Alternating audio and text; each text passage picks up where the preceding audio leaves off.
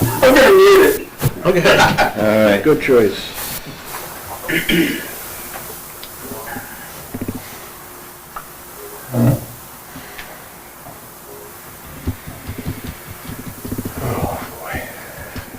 Super Bowl's catching up with me.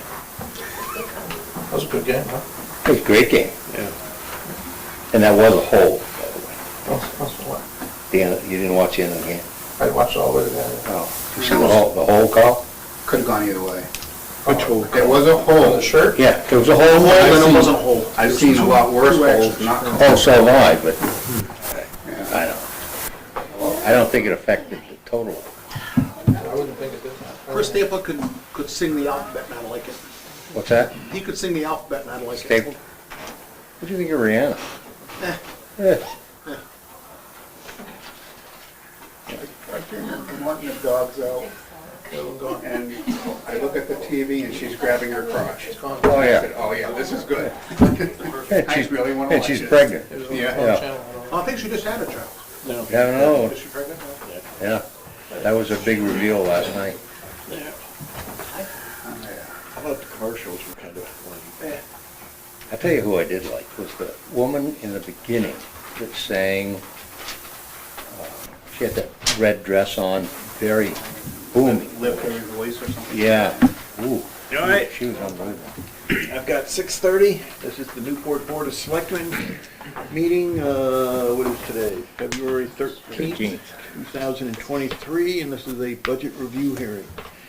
All right, Paul, first up, or Hunter? Just one note, Mr. Chairman, late this afternoon, sometime this afternoon, we detected an omission in the budget that is in this department that we'll elaborate on. Basically, in short, the calculations of data omit the value of the cost of one position, which we can elaborate on. Which department? Public Works. Okay. So we'll get to it tonight.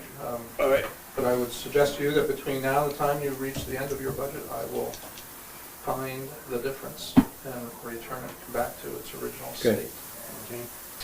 All right, why don't we start with the library tonight? They seem to, Page 25. yeah.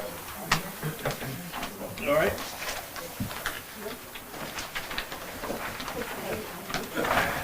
Okay, who's here for the library tonight? I'm here, Justine Fafara, the library director, and a number of my board members are with me as well.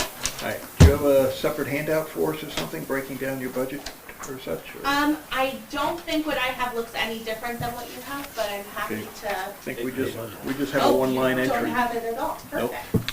Oh, yeah, that's right, one line. We have a copier, we can make more. We can run, make copies. Hunter can run copies. I think we just need two more. Thank you.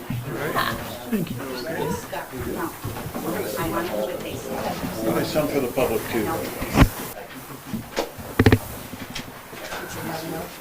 While, Justine, while we're waiting, you want to introduce your board members who are here to, back up your- Absolutely. Would you like me to introduce you, or would you all like to introduce yourselves? I'll introduce myself. I'm Sharon Urban, the trustee elected by the town. I'm Nancy Wilmot. I'm the treasurer and trustee. Bill Wilmot. hi, Bill. Marty Lovely. Barbara Kwiatkowski, trustee. Right. Hilton Menard. Trustee. Are there any trustees missing? How big is your board? We have 9 trustees, so there are a few who are not here tonight. Okay. Thanks much. You have one? Okay, Anybody else need one? that's it. All right, so Justine, you want to, So we asked for a 2% increase to our town appropriation, yeah. which is a little more than $7,000 of an increase. And the town money covers mostly people, mostly payroll and staff development, and then also a little bit of our materials budget, and then some things like accounting and the audit and insurance, and all of our utilities as well. Okay. can you give us an update as to how the library's been doing coming out of pandemic? Yeah, our numbers are up. We are almost at pre-pandemic levels of people through the door and books out the door. We are in the process of painting the interior first floor of the old mansion. It's going very well. We got a big grant last year that helped us create a board game collection and increase our video game collection. So we've been able to do a lot more after-school programming that the teens are interested in. So we have anywhere from 10 to 30 teens every day after school. With some donation money last year and then grant money this year, we've hired a teen librarian to run those programs for us and make sure the teens are engaged and staying out of trouble after school. But yeah, things are busy and going really well, and the community's been very invested. The Art Center is also busy and doing great things. They have an exhibit up right now. So yeah, things are good. Okay. Anyone have a question on the library? Sorry. I'm looking here, just for my own understanding, better understanding. Can you list the people that are receiving salaries from library? Absolutely. So myself, my assistant director, our youth services librarian, and that the three of us are full-time. And then we have an outreach coordinator who's part-time, and 2 high school pages, 2 high schoolers. They're paid? Yep, they are paid. Good. And 3 circulation front desk assistants. Those are all paid through town dollars. And then our teen librarian is currently being paid through grants. Okay. Good, thank you. Yeah. Barry, anything else? No, I'm all set. Keith? No, I'm all set. Jim? Good. Herb? Don't see anything right now. Okay. The grant paying your teen librarian, how long is that grant for? Guaranteed through the end of this year, and then we'll see what next year looks like. And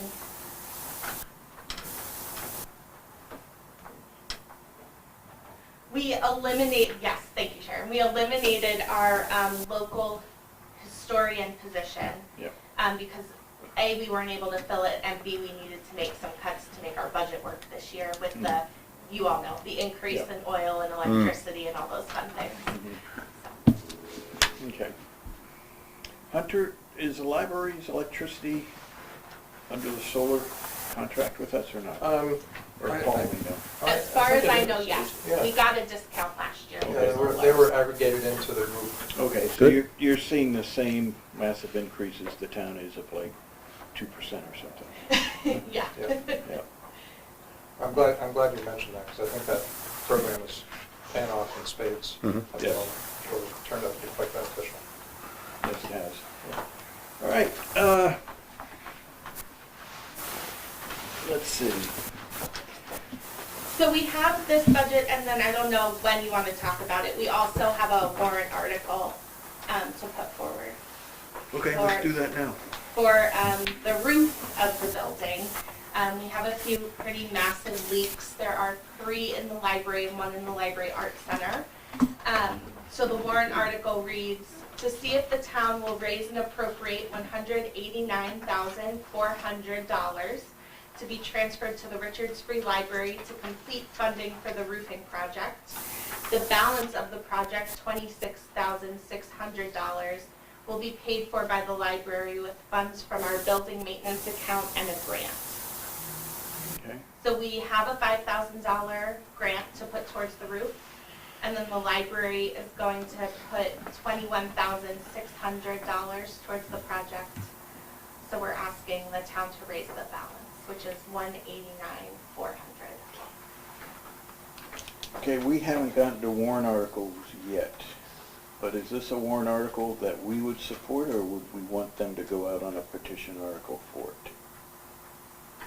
Because if they're gonna do a petition article, they should get started Is this a complete roof replacement, or is this just a patch repair, such as was done like last year? It is not a patch repair like we've been doing for a number of years. It is replacing most of the copper work, replacing some of the asbestos tile that's on the roof with slate, fixing the slate, fixing some of the rubber. So this should last us a lot longer than the patches we've been doing. Is it the asbestos tile that's leaking now? It is not. What is leaking? So there are some, joints is the wrong word, where materials meet, and those are causing some issues. And then there were some, there's tar that was used in places tar was not supposed to be used. So some of the roofing materials are coming up. Sorry. So there are some leaks in those spots as well. Is some of this the result of quite a few years ago now, getting down when the air conditioning units were put on the roof? I Could that don't have- think it's a result of that because the leaks aren't in that section of the roof. Okay, Yeah. That would be very sad. all right. Any other questions on their proposed warrant article? Yes, ma'am. Can I make a comment? Yes, you may. Thank you. We have dealt, I've been a trustee a long time, many of you know that, and we have dealt with this many times, as Mr. Teller says. We, this time, have a different roofing company that came with a drone and inspected thoroughly and identified like 30 points of weakness. And so we've checked their references. The town of Chester speaks to them coming in to their 1912 building and solving leak problems that had been persistent for decades. And there being no further leaking since this company came and did their work. And we've reviewed it quite thoroughly and feel as though the time has come to not put on a Band-Aid, but to try to do comprehensive repair so that perhaps this roof will last the 25 to 30 years that you would hope a roof would last. All right. You used a word that kind of caused my ear to pick up, that's weakness. Are you talking weakness in terms of leakage, or are you talking weakness in Not terms of the structural structural? weakness. Not structural weakness Okay. at all. And they've but checked that to make sure there's fragility, no, yeah. fragility where, and you know, they said in our report, incompatible materials Okay. put side by side. Places where slate needs to be repaired. They talked about repairing some millwork that was in bad shape. So we feel that this is, number one, the best analysis we've had in many years. Okay, good. And number two, our best hope of really being able to solve what has become a problem popping up here, there, and everywhere through the years. And it is not something that we can do while this town is blessed to have a good maintenance fund. It is not something that can do this extensive work at one time, get it done, and you can all imagine that a library and an arts center do not need leaking water. Right. Thank you. Any other Or library? mold. This roofing company, do they have a verifiable experience with slate roofs? Yes, they are copper and slate specialists. Yeah, and so that's part of the issue is because we're a historic building on the historic Yeah. registry, we have to keep these more expensive roofing materials. Never mind the HVAC sitting on top of it. So, are you you keep saying repairs, and are we talking a complete roof replacement? No, No. Well, that'd be even more expensive. Well, a couple $100,000. Yes, young man in the back, state your name, please. Bill Wilmot, trustee. Couple things. As you all know, the Richards Free Library is one of the jewels of our community. It's amazing. The facility is fantastic. The stuff that they do there is just overwhelming. Justine does a great job. The trustees have taken well, we had a great long meeting the other day to discuss the quotes and, which direction we want to go. Do we want to continue to use the Band-Aid process, which we've been doing, or did we want to do it right? And I think the consensus of the board was, this is crazy, let's do it right. And that's how we ended up with the warrant article suggestion. The library has a number of endowments. They have funds for maintenance, they have funds for books, they have funds for programs, but we just don't have enough money to fix the roof properly, and that's the problem. And because it is such a jewel, in its current situation, we're going to continue to get damage. Ceilings have had to be replaced several times. Damage to some of the things in the building, like in the Arts Center. And it's time. It's important to get this thing done. Right.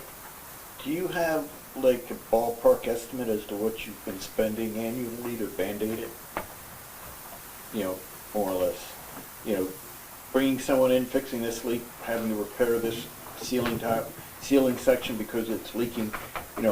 By doing the proper repair, you're going to eliminate the need to continue to invest in fixing leaks and stuff inside and patching year after year, correct?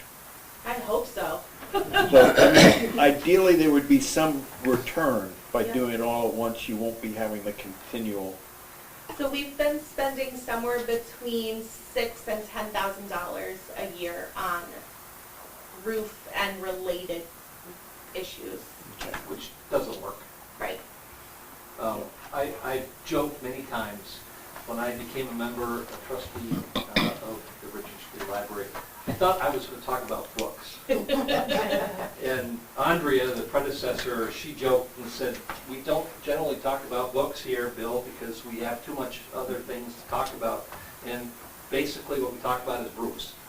Roofs and mildew and stuff like that. So I'd love to be able to talk about books. So if the roof gets fixed, you can talk about books. We hope so. That's my goal. Okay. Any other trustee wanting to comment on this? Anyone on the board have a comment? Any preference as to posting it as one of our articles or asking them to do a petition? It's not currently in our list of warrant articles. No, No? but you can put it on. Yes, it's up to us. And to me, I would like to see us put it on. Which speaks to our support for it. Yeah, exactly. I think we need to support this initiative, and as everybody has mentioned, it's one of the jewels of the town, and as board members, I think we should go on record to support it. You want to make that motion? Sure. I would make a motion that we include this library warrant article on our list of warrants. Okay, is there a second? Second. All right, any discussion on the board? In the public? Mr. Spaulding, you had a hand up. This is gonna be 1 year cost, no bonding on it. Yes. But the way I heard it, that's what it was. It's going to be voted on regardless. Right. It'd so. probably, Paul, am I right in assuming if it passes, it'd be about 13 cents on the tax rate? No, I think probably more like 25. How much was it for? 189. 189. 189, okay. Yeah. Almost Okay, I was 30 thinking almost 30 139, cents. but yeah, okay. Okay. Still, it's better than in patching year after year. Yep. And then- Yeah, I think it's about time to do it right. Yep. All right, any other discussion? Hearing none. All those in favor of adding this article to our warrant, say aye. Aye. Aye. Opposed? Abstaining? Okay. Thank you. All right, now before you leave, do you Yeah. want to comment briefly on the Library Arts Center? Because I think they have a line here too. They should, yep. So the town always supports the Library Arts Center a little bit every year. They do an incredible job of finding grants to keep their programs running and getting support from other places. But I know they really appreciate the town support as well. And they do great things for people all over, and not only in Newport, but certainly lots of people in Newport. It's just a great, a special resource. It's the library and the jewel, the art center sure is too. Yeah, I've always felt that between the rec center and the library and library arts center, that's where people interact with the town. Yeah, So. And you had one other trustee sneak in? we did, yes. This is Vicki Bridge, one of our All right. trustees. Okay, thank you. Okay, anything else? Nancy's saying no. She wants to get out before we change. Okay, thank you for coming. Yep. Do we know, when will we know if you approve our 2% increase to the? Well, it's in the budget that was presented to us from the town manager, correct? Yes? Is it the Yes. 2%? So it's, Yes, Yes. Okay. yeah, good. it's, it's there for now. yes. Perfect. Wonderful. Thank you guys very much. Okay, thank you for coming in. Don't leave, there's much more meeting to be Yeah. had. Yeah. Now, this, Last year was a long meeting. all right, Bill, Well, I will go hopefully, last next time. Bill, hopefully you can talk about books. I want to talk about books. No, next year they go last. Yeah. All right. Paul, who's up next? I don't know if Todd had any particular order he wanted to go in, or? Okay. Todd? No, we can do highway. Highway or Arnold. Highway, page 19. Is that correct, Paul? That is correct.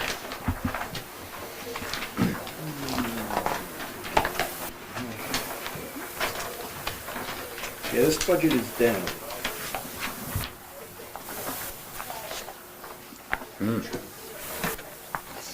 What's that? But this is the place that I fired somebody and I wasn't supposed to. What's that? Oh, This- okay. This is the area that I Got it. fired somebody and I wasn't supposed to. So So, there's the omission, I believe, of one truck driver.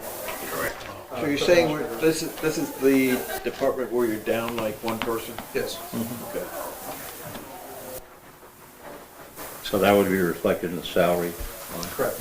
And- Correct. and pension and other We'll things. we'll calculate that number for you and we'll have it at the next meeting, but I'm hoping at your next meeting I'll have further cuts that we would suggest to bring it back down to the level I originally recommended it to. You know, once again, we see, you know, you're using a 5-year average on fuel.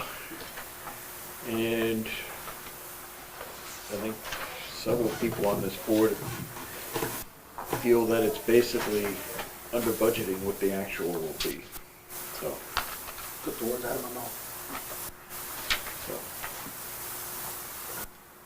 Craig, anything you want to say on highway? Everything good? All your equipment's running like brand new? No. It's running, but it's not running like, no. All right. We'll get to You're running new, so that's good. New and improved, newer. Newer, okay, good. Few replacement parts. Much like some of our equipment. All right. So anything you want to comment on about highway and such, any, you know, thoughts about how things were last year, how you hope this budget makes it better next year, or change the way we do things, or?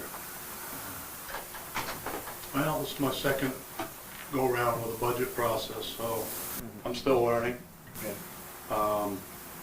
Todd might be able to speak a little bit better to that, but I think one of the scary things is the overall increase that we see in pricing yeah. on materials, parts, and then availability as well for some of that stuff.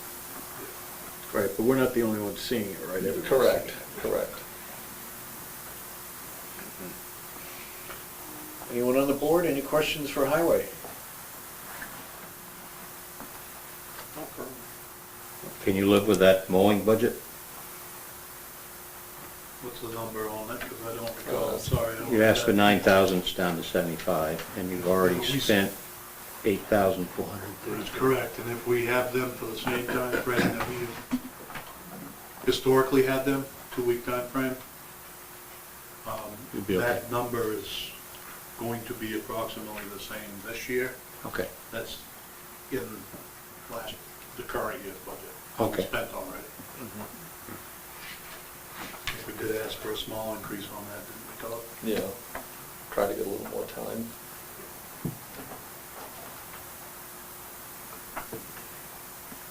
Now drainage.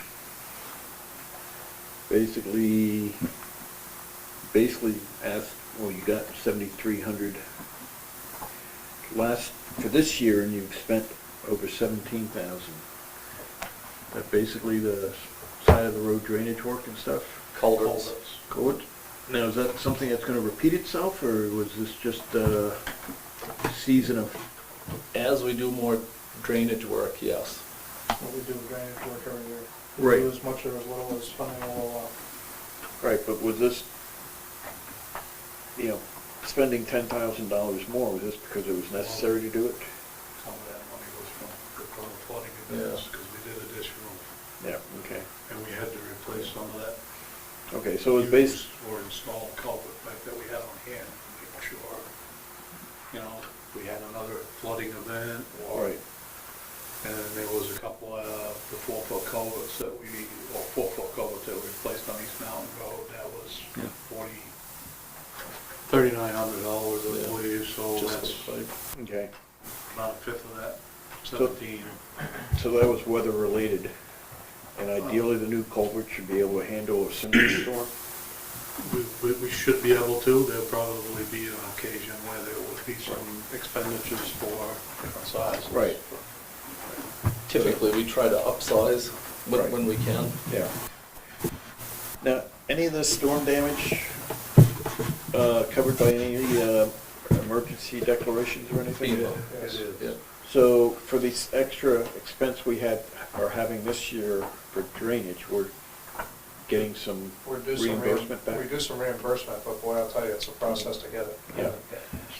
It'll be measured in probably months, or sort of maybe even in years before we get it. We're in the process, submitted, they keep changing the information we need. All the federal agencies seem to be doing this.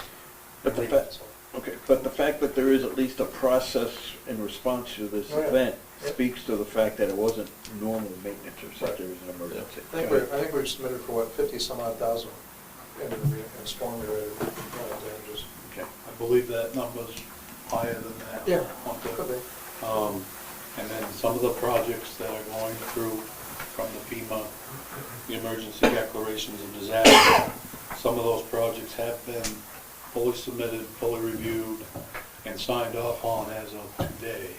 Not all of them, but I believe there was 159, 187, and 189, so at least 3 of them, I'm pretty sure, were signed off, final sign off today. Out of the 7 total that we have, and the other 4 should follow fairly quickly. Okay. Is there an inventory list of culverts and I have- what you need to replace next year that you're hoping that 7,300 is going to go for, or? Yeah, I have, what I have in mind to replace right now, I have on hand. So it would be replacing that inventory I use with that, but that should cover it. So what happens the next year if you use up your current inventory of replacement culverts? Means we have to order more, right? Well, we want to replenish what we Okay, use. that's We what always that's have a for. supply on hand. Gotcha. Yes. Yeah. Culverts was one of the things that there was a shortage on last year. And then with the storm events, there were communities reaching out to other communities, Yeah. borrowing and buying and so on. And there was some significant price increases on Very significant. Anything else on highway? Well, it's just that, oh, I'm sorry. No, go ahead. Just I'm asking if you had any. concerned, I'm sure there's a rationale behind it, that what, of the things we've mentioned so far, and then when you bring in sidewalks, we're below the 5-year average on all of them. Is that, what happens if, we spent 17,000 already this year. So what happens if we don't fund these? We buy it anyway, and then we make adjustments elsewhere. Budget, as I mentioned at the onset of the budget review, is a guideline, it's a plan, it's an outline. It will be out of date and inaccurate by the time you adopt it, Yeah, because of things happen. So, fuel, who knows what fuel will be? Who knows what the cost of culverts will be? We try to get it so that the tax rate reflects a general level of support that is needed to take on our year-to-year activities. We do try to rely on the annual, or the 5-year average, except in areas where there's a lot of volatility. You can pin whatever number you want to it, and it will be wrong. Maybe too high, maybe too low, I don't know. So we look to that. In lacking a specific plan where we're going to buy A, B, and C, we have quotes for A, B, and C. Lacking that, we do try to look more towards the average. And if we, as they've indicated, this is replacement culvert to restock our supplies. So it's not like we are ordering and installing a piece of pipe. We're using something from stock and we replace it at a later date. So we're not leaving ourselves exposed. But it's, a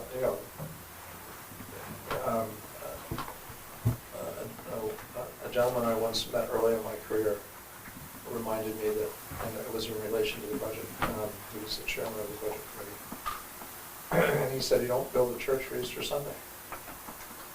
And there's some truth in that. But there's never any line item in this budget that would go unattended if there was a need for it. And every year, we end up with a budget surplus of some, I'm going to say somewhere between $100,000 and $200,000 worth of unexpended funds. So, in my world, if you end up at the year end with anything less than 2%, you're flirting with disaster. So I think we're right about where we need to be. Okay. And those funds are drawn upon if and when necessary. And they'll always be necessary. But then during the course of the year, there'll be other things that are underexpended that then contribute to available funds to be available for other areas where they're overexpended. Okay. Thank you. Keith, anything? No, I'd probably ask a zillion questions about trying to forecast cost and stuff. Especially when it comes to diesel fuel. I mean, I don't know, I guess diesel fuel at the pumps doesn't fluctuate the way home heating fuel does. Day by day, it can change, and it can change a lot. And so I could ask you a bunch of questions of how do you forecast for that? You can't. It's a real crapshoot. So, Herb, I think we're heading in the right direction. Herb? No, no, sir. Jim? Road maintenance. I think we're still paying off for the major work we did a couple years ago. That's correct. Do we have other roads that are starting to get your attention? I think he'd like Springfield Road addressed, Because we have a few residents in town that would love the same thing. We do have a little bit of unexpended funds from last year's budget that we intend to put into some of the hotter spots around town for this summer. Are there any major roads or such that, are going to become a hot item, like say, what was it, Maple Street last year? With the thawing and all became a hot topic. We're pretty much keeping an eye on the ones that may come that way. Yeah, and we have our, the RSMF study that we completed, so we kind of go by that. We look at that and the projections on that. Maple Street, fortunately, has held up quite well to this point. Hopefully it continues that way. That's a road that sees a lot of traffic. Right. and a lot of traffic. Have we been successful at curtailing the truck traffic? No. I'm not so certain of that. I actually had a truck behind me today, an 18-wheeler, and I stopped and talked to the guy, and I said, what app are you using? And he said he was using the Waze app. So, You just can't read a sign otherwise? Or? yeah, they plug into their GPS and that's what they follow. And I have reached out to the mapping companies to have, have alerts put on and. I think you said the same thing in the It's past. deaf ears. Yeah. Did it for years. Yeah. I know some trucking companies get an assigned route, Mhm. and if the driver deviates off that route and there's an accident, insurance won't cover the accident because you deviated off a planned route. And sometimes those planned routes take you down a back road, and overall it might be the shortest distance, but for a tractor trailer, it's a disaster trying to drive down. Yeah, there was a few weeks ago, we had a propane tank truck, 18-wheeler, 130,000-pound vehicle, tried to come across Maple Street and got turned around and got stuck. It is a town road in which you have the ability to have written that person a citation for that. He did receive a citation, from what I understand. You can do that though. Any one of your employees can do that. Doesn't have to be PD. Oh. I don't know if we want to have It's a our town ordinance. highway people feel like getting into that. Mrs. Spalding, you got a hand up? And at the time that was done, I drove tractor trailer for many years. What you have is not adequate. Notice. Well, you mean the posting we have is not adequate to notify people not to take it? That's right. The signs that you have out and the location of them are not adequate. And that's not going to stop what's happening there too, because if it's on their GPS, that's where they're going to go, unless there's something there that tells them no. Clearly. Let's be real clear. Yeah. So DOT last year, they also installed some signage on Route 10 and Route 11 for truck traffic. And they're big signs, but to be honest with you, I mean, you kind of become oblivious to them as you're driving. There are big green signs on the state roads right there at that intersection, and it's like I don't even notice them. Yeah. But oblivious to you because of the frequency. Mm-hmm. Take a driver that has come from the Midwest and comes through, it's new to him. And those are the ones you need to pick up. The guys that go every day, sooner or later, they've learned that they don't take that route. Yeah, well, they're just following the GPS. You know. Well, the frequent flyers are going to get the clue somewhere along, Yeah. either by the radio or something. And they then will not be your offenders. But the people who come through to that light, I sat at the pizza place one night and the 18-wheeler pulled out and went right up. I called it in and whatever happened, didn't see the sign, got fuel, and away he went. Yep. You go online, there's a bridge in Pennsylvania that has been trimmed many vehicles.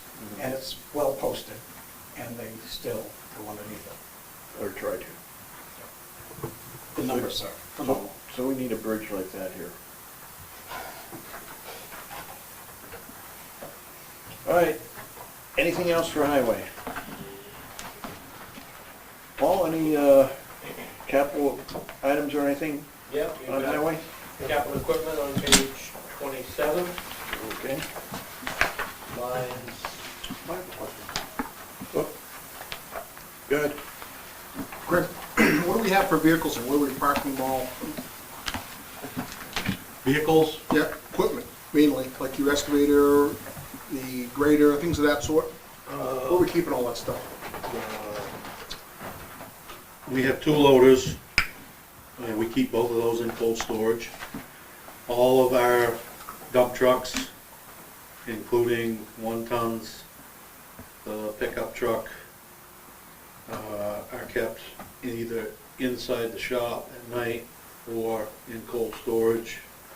The grader and the excavator are stored outside over the winter. Equipment trailer. Equipment trailer is outside. Sidewalk track. The sidewalk tractor is inside, that stays inside. Our snow blower, the great big huge snow blower we have, that's inside. If you want me to list the water truck, the roller, small roller that we have, pavement roller, and the sweeper truck, those are kept over at the ash landfill on the way to Claremont, down by the gun range, in that little garage, which, We also have a chipper and a bucket we truck. have a chipper, a bucket truck, those stay outside, the bucket truck is under the lean-to with the stand-to hang. We have an infrared machine, we have a hot box for asphalt, we have 3 York rakes, 4 York rakes. Yep. Those are stored outside.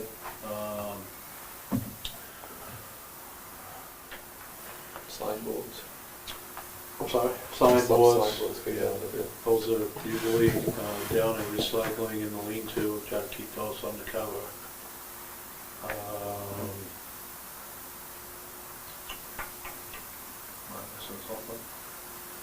Probably.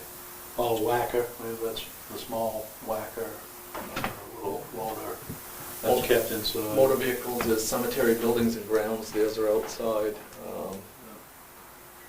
One of the water sewer vehicles. What else is there? Was that spare old police cruiser, That's that's outside. Is it under your budget, or whose budget does the lease payment for econ for the garage come out of? It doesn't come out of anywhere, well, the expense, it's a lease, and it comes into the general fund. No, what we pay them for the two-bay garage out there, Correct. the ash landfill. Yeah, that's under, isn't that under the executive session, Paul, or executive section? Yeah, it was, we're on carryover money right now, for this year. And for next year, it will probably be coming out of executive.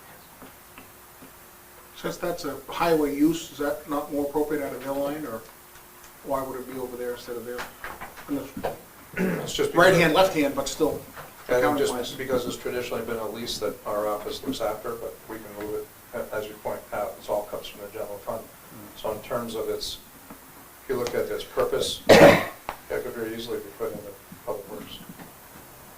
Because predominantly, a lot of their stuff is housed there, occasionally some confiscated vehicles and things of that nature that go from the police department. They can go anywhere you like. Anything else? All right. Capital outlay. Page 27, lines 685, 67, and 8. So if I can just comment on this particular line item, as you know, we've been slowly but steadily working our way towards funding our capital improvements program as a whole. My recollection is the value of that is somewhere, just for the sake of this conversation, around $1 million annually, which we are not likely to see anytime soon, but every year we take another bite, inch a little closer to setting aside money to start replacing some capital equipment, and this year we increased, asked for an increase to $200,000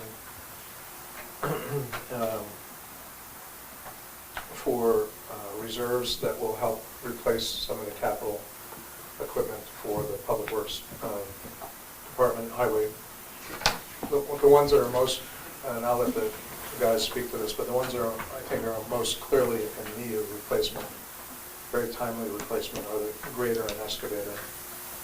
Those are probably the first, certainly the grader first to go, and then maybe it's arguable between a truck and the excavator. But we're making progress, and with this level of funding every year, we're likely to be in a position where we'll be able to replace with some regularity most of the heavy equipment, the rolling stock, heavy equipment at Public Works. What is the cost of a replacement grader? About 370 grand. So we're Give or take, looking, but if you give me a lot. well, that's close enough, but we're looking at setting aside 200 this year, Right. or next year. Right. And given whatever the lead time is for ordering a grader, if this budget passes and the 200,000 gets set aside for the grader and it takes a year to get the grader, would we be able to order it in anticipation of having the same amount next year? Yeah, that would be our intent, is that we would order it upon passage or adoption at town meeting. And you're right, it will take, who knows what, 6 to 12 months to probably get one. Yeah. And then we would follow each year. We'd have a little, in the second year, we'd pay off the grader. And in the next year, we'd have a little too much, for instance, a truck. But we would be able to get a truck, and then a little bit would swap over to the next year. Right. And so over time, the first 4 or 5 years of a CIP are messy, because you're trying to get things to get into a routine, and you're playing a little bit of catch-up. And next year, if the opportunity presents itself, we're going to ask you for a little bit more in this area, because we're there, but it's not very pretty. So, and the cost of these pieces of equipment are going up faster than the amount of money we're putting aside. So we would probably, be asking you for, another 50 or 100 next year to get to that level where it's going to be nice and smooth and consistent. Yeah. But the grader is a very underappreciated piece of equipment. You'll know it when it's not there. You kind of take it for granted when it's Is it used year-round? Oh, yeah. It's snow removal. Dirt road maintenance. It's a road maintenance. Yep, yeah, certainly all summer, but in the winter time, we use it necessary. And it's unfortunately, this particular piece of equipment is balanced on the head of the pin. There are components on that equipment that we cannot secure if they go south. Okay. I shouldn't say that, because Well, people hear me. where I was going with that is, if it's working now and it's not being used a lot now, sell it. Put it on the market and sell it for 50 grand. Well, spring road maintenance, on the dirt roads, it's Yeah. probably valuable. Yeah, we talked about that, and as soon as we can secure the use of another one, we would do that. Have you thought of We use it shopping for for a low-hours used one, as opposed to ordering a brand new one?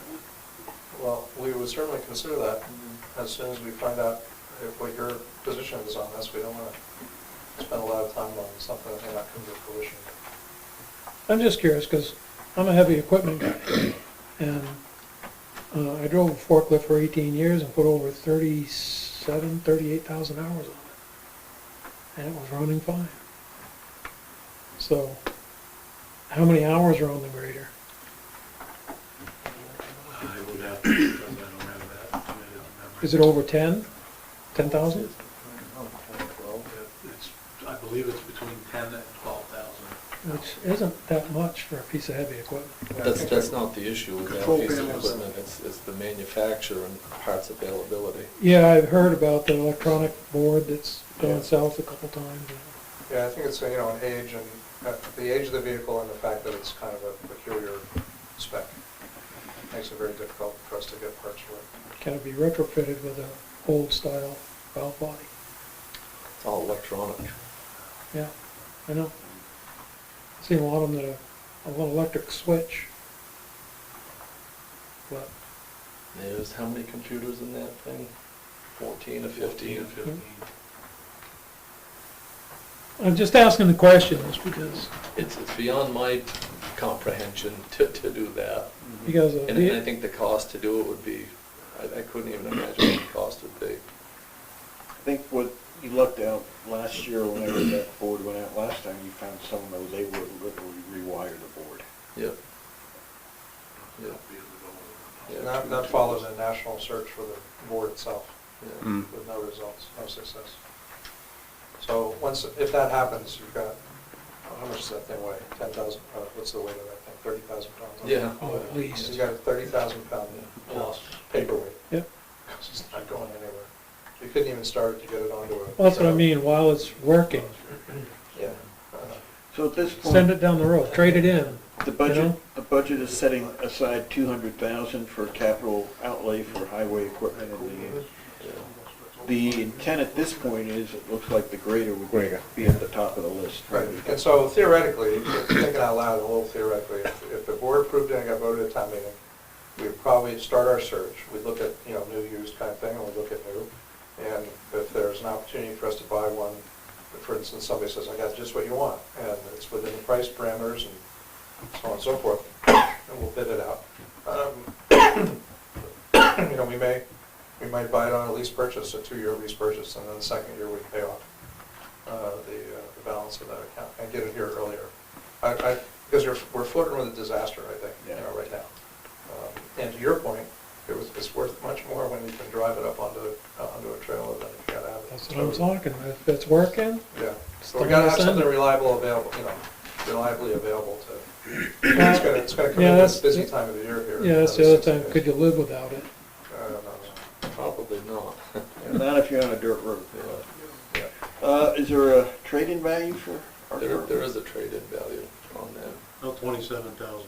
You pay somebody $10,000 to take it. Pretty much. Scrap metal. Or the circuit board, for somebody who's looking for a Yeah. circuit board. You might be able to sell that circuit board for more than the rest of it's worth. And we'll throw in the rest of it with it. You gotta take the whole thing to get the circuit board. All right, anything else for highway capital outlay, Paul? On the next page, 29, some road projects and work that has been proposed. Where you at? Page 29, Yep. line 715 and down. Yeah. All right. Basically, we got sidewalk reconstruction for 130,000. Chandler's Mills Road Bridge replacement for 25,000.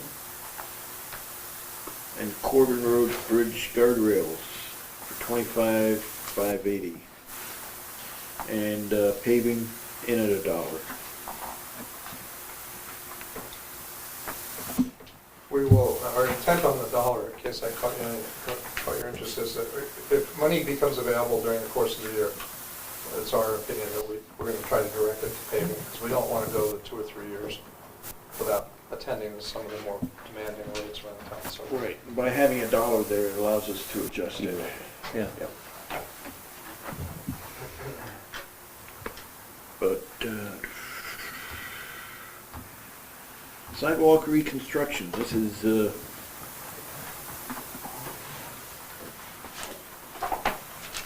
this something where if we did need to do paving, we could take money out of the sidewalks to do the paving? It would be pretty much.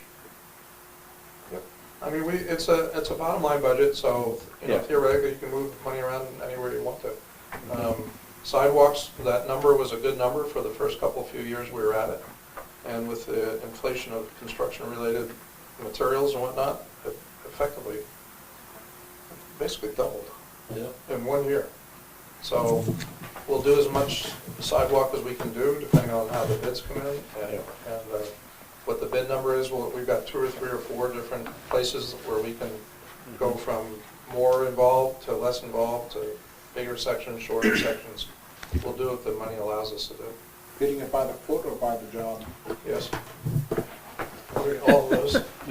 All those about, there's, what, about 6 or 7 different? I think we've got 4 different locations for this year. Yeah. So we kind of tried to stick to areas that don't require a lot of drainage or, you know, pole relocation, anything like that, but areas that are needed. So working on Maple Street, heading up Maple Street towards the cemetery, that would also require road work. Road, drainage. Yeah, so that would end up being a large project. I mean, if the numbers come in really high, we'll have to focus on just straight runs of paved sidewalk with a curb and resetting what's there, and we'll do what we can do. It'll really be determined over the costs. Okay.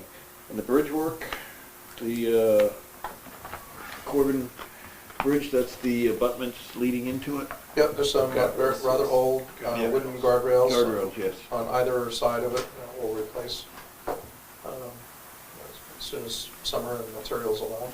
All right, and Chandler's Mills, that would be our portion of what the state would. Yep, we got a grant, so to speak, from the state for, I think it's down to what, 187,000? Right around there, depending on the final cost. Yeah, and we add this to it, and it's what we believe is going to be a sufficient amount of money to do that job. Okay, and that would that would end up going out to bid? if we Yes, do it? it's a design-build project that is Yeah. being put together as we speak, and Okay. I imagine they'll be out this month. Yeah, hopefully within a week. So that would be a project that would be done this summer, Yes, along with all the other projects. stack them up. All good. Anyone else with questions? All good? Yep. All right. Paul? I'm good on highway. Okay. What do you want to take care of next? You want to So we've let got Ernie? Arnold wastewater, we have Jonathan with cemetery buildings and grounds. So if they want to do one of those two, that would be great. And I suggest cemeteries, buildings, and grounds only because it's still in the general fund, with all due respect to these guys. Yeah. Okay. That's in the general fund before we jump to water, so, Okay. thanks. Thanks, Greg. Good night, Thanks, Craig. Have a good night, stay well. What page, Paul? Todd, quick question on the guardrails for Corbin Bridge. Is that gonna be acceptable? It's showing as replacing his current guardrail with steel beam guardrail. Is that gonna be okay with, historic might have? We spec them out for core 10, which is the rusty. Mhm. It looks like rusty weathered steel. Just didn't know if that would fit with their. But if they have an issue with that, I believe the funding there is probably sufficient to go either way. We could probably still do the I don't know what was The their original. timber, yeah. the I think they were timber. Yeah. Wasn't it just a fencing, like Yeah, it was like two timber split rail fence. fencing or something? Yeah, another thing to keep in mind, that's a replica bridge too, and it has a metal roof on it now, I so. know, I'm just trying to keep tempers at a minimum here. Yeah. It's safety. I mean, we want something that if somebody truly has an accident, we want the guardrails to stop them, so they're not down in the brook.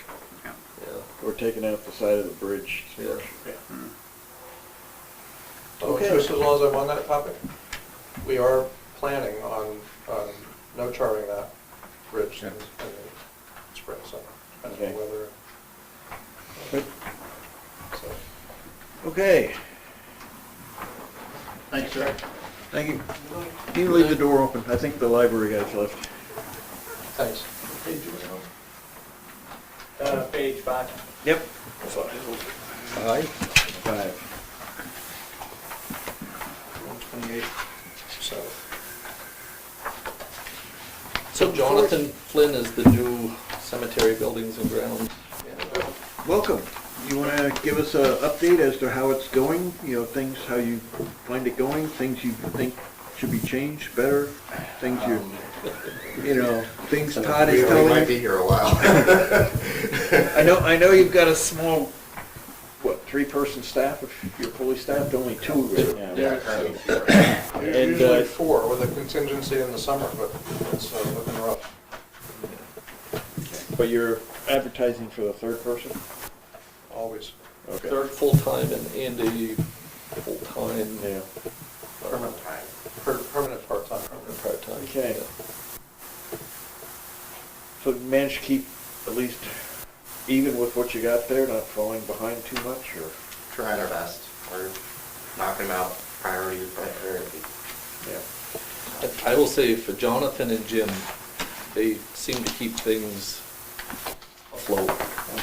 You know, they're doing the Opera House, they're doing all of the buildings. Yeah. They're doing the cemeteries, they've got burials on the weekends. There's not a dull moment for those guys. Doing burials here in the winter? Yep. Yeah. Is that something we need to Yes. address at Reconsider. some point? Well, as you may recall, it was probably, about a year ago we had this conversation, maybe even around budget time. We're one of the few towns that still perform winter burials. Right. Very few do. Better than my Well, tenure. sorry, Less than a year, it's better than my tenure, we talked about it. has it? Okay. Yeah, but I mean, and certainly I don't think for the effort involved in thawing out the ground and all your work, you probably aren't charging what it really costs. No, we don't. We don't recognize the overtime and the additional equipment is required to do all that work. And I thought it was longer than a year ago, but we would like to be able to charge the actual costs.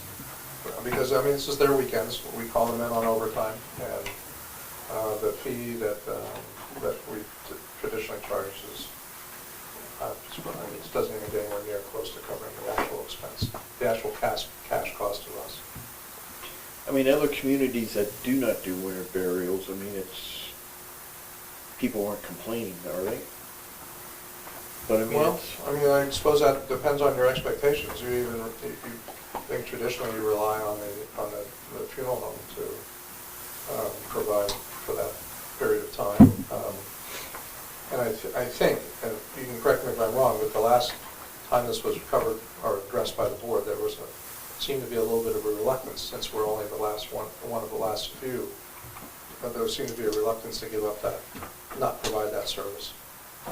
And I understand that, but at least what we have to do is at least adjust the fee to cover the costs of covering the staff and the equipment, in my opinion. But that's maybe a topic for another day. But we're ready to give you a rewrite of the cemetery rules and regulations when you're ready for it. Just to add too, that it's not just the burial, it's the ongoing, the maintenance, they keep the roads open throughout the winter. Right. So that it's like a road or a driveway, parking lot, anything else, it's plowed and maintained and accessible. well, that would be done anyway, so people can at least get close to their loved ones if they wanted to visit in the winter, right? I don't know. Some towns Do other some towns just don't. sort of like close them up and Yeah. everyone rests for the winter? Yep. So whatever level of service you think is necessary or appropriate. Well, if we decide, keep the roadways open, that's on us, but, winter burials, I mean, there's a cost involved in that we should be looking at. How many winter burials do we do? This year thus far, I think we've done, the one we're getting ready to do, I think we'll make 4 this year. So it's not a lot, but it's. Do you know what last year was?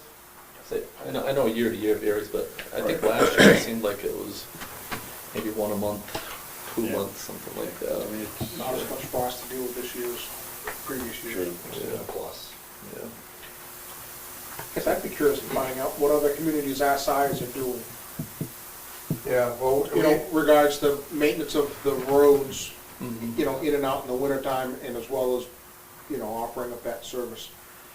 we Try to could be as do that. consistent as we could with other communities, but. We can do that.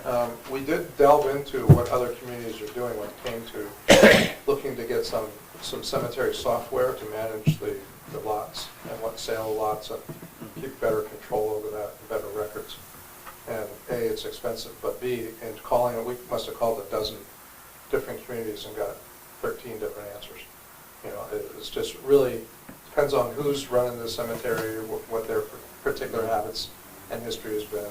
But we can certainly check and see who keeps theirs. I would think that would be fairly easy to figure out, who keeps theirs open for the winter, who does winter burials. I think that the area funeral directors here would be able to tell us that quickly, because that's immediately of interest to them. So we can look into that. And a salary study did them proud? I mean, does it, Buildings and grounds? yeah, Oh, they're gonna be able to see it, that should help with their hiring and retention. Yeah, I mean, if we can find somebody who will read the one ad, somebody, if we can find some loose, folks. But no, they've been included, and their budget reflects the full funding of that.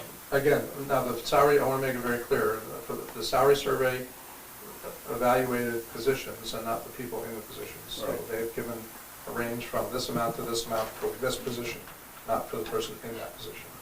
But it's fully funded. It should clearly help. Including the highway person Paul fired? Yes. Right. All right, sorry to get off on cemeteries, you do a lot more and stuff. You also are working on the archive area down here, or? We work on projects around town at various remodeling projects. We keep all the buildings clean, or try our best to. Mechanics. Yeah, we're also small engine mechanics. We've been working on our mowers down at our shop at Meadow Park.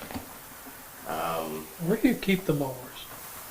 We Because I live on Meadow Road. Yeah, And I saw one go by and I'm like, why do they get a mower out in February? So For the winter, to keep our shop area kind of cleared out, we usually store them out in that little shed behind the rec center, that little Yep, yep. shack out there. And then we were moving them back and forth to work on them. And then we go back there and store them until springtime.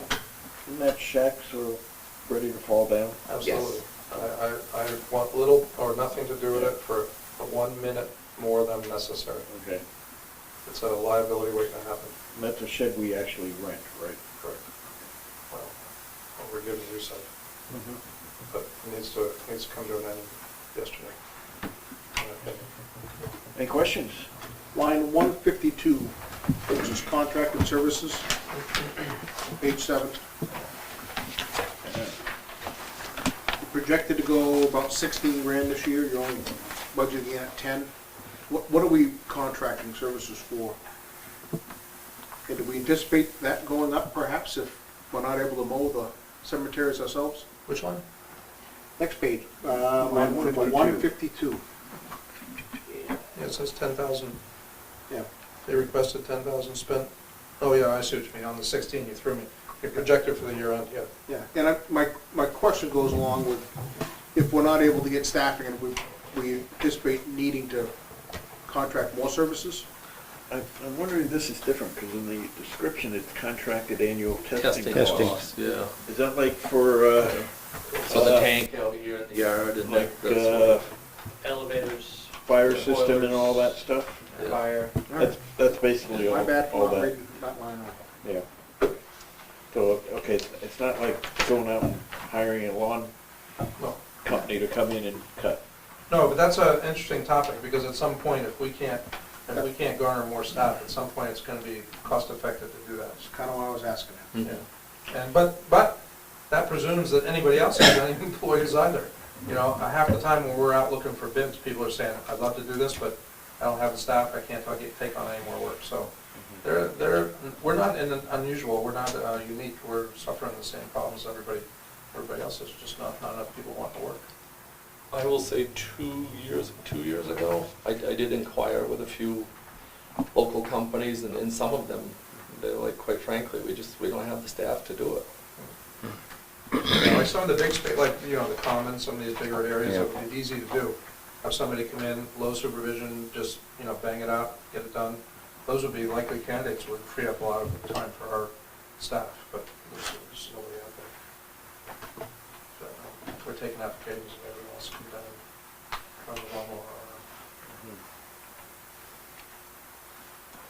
I always hate to ask it, but I'm going to, because you brought up the common. There's some criticism as to the fact that the common got kind of muddy and ruts and all that. So that's going to create a little bit of a little extra work for you to restore it to what people expect this spring? Yep, I was fully expecting it was going to be a very unfun, busy spring, trying to get the common just back to its original state. And that, you will see an all hands on deck helping with that. That is kind of the magic, you know, that I've seen anyway with our public works folks, water, sewer, they all do kind of pitch in when necessary. They cross lines, pitch in. But I think you'll be satisfied with the plan we're going to come up with, our vehicle deterrence, you know, plan, and I think it will be very unintimidating. It will not detract, should not detract from the appearance of the common, but it should be effective, unless people really want to become difficult, and then there's a solution for that too. But we're trying to do this in a historically sensitive, friendly, you know, kind of manner.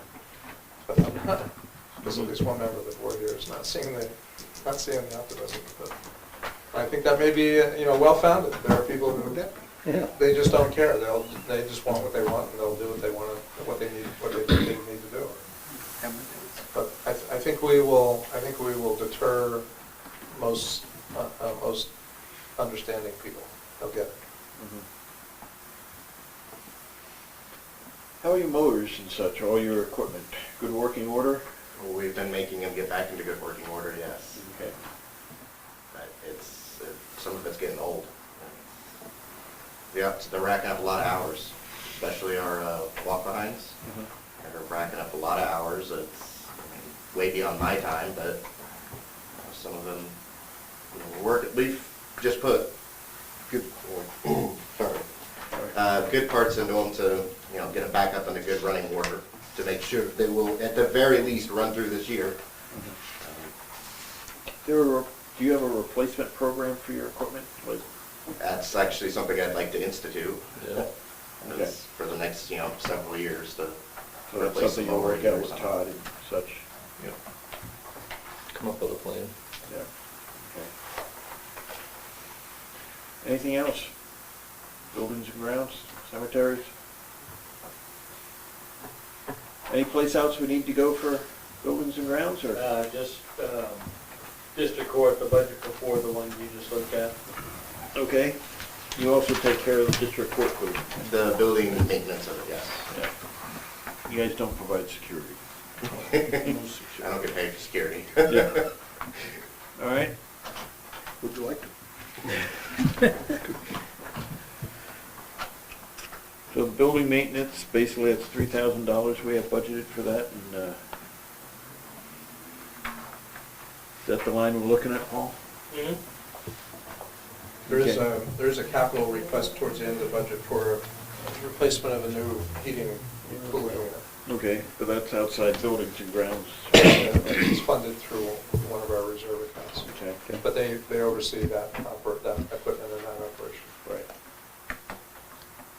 Okay. Everyone good? Okay, thank you. Thank you. All right. Thanks for Hope coming that down. the winter remains mild for you. Oh. Good luck. All right, Thank you, Jonathan. thank you. Have a good one. All right, good night. Thank you. Wastewater treatment plant next? Yes.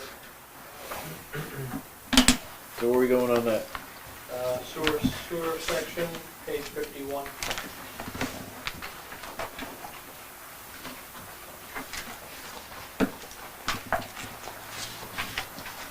I'll put this one in upside down. Always. I can adapt. All right.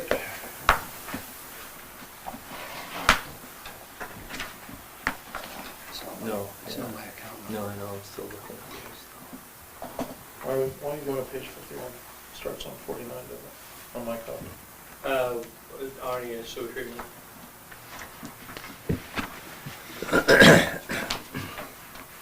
Arnie, any insight, good things? Aside from the fact the feds want us to replace the whole system for $30 million? Yeah, we just need a new plant, that's all. Which will get more expensive as time goes along Yeah. when we're dealing with chemicals, Yeah. more personnel, more heat. Yeah. But as it stands right now, what shape are we in? Right now, we're keeping it running. I mean, bits and pieces here and there. So not to digress here, but there is a public informational meeting being scheduled for the 22nd. Third. Yeah. 23rd? 22nd, I think. 22nd. Wednesday. At the Opera House from 6:30 on, and our engineers will be here, as well as USRDA and the state, to give people an overview of the project, the costs, the funding stack, so on and so forth, and there'll be a question and answer period to follow. That meeting is separate and above the one that we will provide to you, which will be an image of, should be a reflection of the same meeting at your meeting on bonds Yeah. that you're required to have. Right, the hearing on the bond. Right. Yeah. So, should be good. People may not like the numbers, but the numbers are what they are. They appear to be reflective of other work being done elsewhere in the state for the same kind of operations. So I feel pretty comfortable, confident that the numbers are accurate, but they're shocking nonetheless. And we have a good funding stack. We're about 50% of federal state funding, which doesn't get too much better than that in this project, at least not historically. We are told that these are historic numbers. From my experience, they're historic levels of match. but it leaves still a substantial amount of money for the public. There's no other way to explain that. It's going to cost a lot of money. And the new facility will be bigger, be more complicated, and there will be additional requirements for additional staffing to meet minimum state required staffing levels. So I can tell you that we are anticipating some substantial increases in user costs between debt service and increased operations. There's just no way around it. And we have an administrative order pending, so not doing it would be unpleasant and costly almost immediately. Really no other viable alternatives that we're aware of. Any other good news? Project will start in '24 and should be done by '25 or so, and it's on schedule. The contractor that we're using, the engineering firm that we're using, from all accounts, is doing a great job, is on schedule and on budget. And we just approved the next phase of their contract. Right. So, Correct. So it's moving along with all due haste. okay. So we're in good shape for the shape we're in. What shape are the lagoons in? What in? Lagoons. Well, the state is looking at us as wanting to have them relined at this point. Novus, who's doing the evaluation, is trying to put them off because the intention is to use the lagoons as equalization basins and eliminating actual treatment. We're hoping that'll work. That in itself would be a horrendous expense to dewater both lagoons entirely, clean them right down to the gravel bottom and reline those. Something we want to avoid. But with the new testing requirements for groundwater, they're starting to see some bacterial samples coming back really negative. So we're kind of dancing the fence, if you will, with that situation. Novus is working with us pretty good.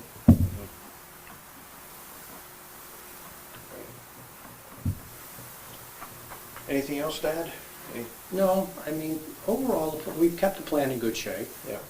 I mean, I've had the unit heater fail in the filter building this year, just recently. That's going to have to be replaced because there's only 2 in there anyway. And I'm down to 1. It's keeping the building warm, but if I lose that one, I'm going to be starting a charcoal fire in the middle of the floor. Okay. Everything else is pretty good. Effluent pumps got rebuilt. A few years back, we had a concern about how much we were charging for like people who pump out and deliver to us. Are we charging adequate for that now? Well, right now we are. Okay. Given the current situation with a car wash that we have in town and the volume of water, I'm debating on coming forward and just asking for a rate increase on hauled water, just simply to see if we can deter the amount of volume that we're receiving. But we're gonna let that go for a little while and see what happens. We're not losing money with it, but it's just, we're being overpowered. Just too much. Too much car wash water. I mean, when you're bringing in 10,000 gallons of car wash water a week. Is that by truck or? Yeah, 2,500 gallons a pop. That's all the sediment, soaps, whatever. Yeah.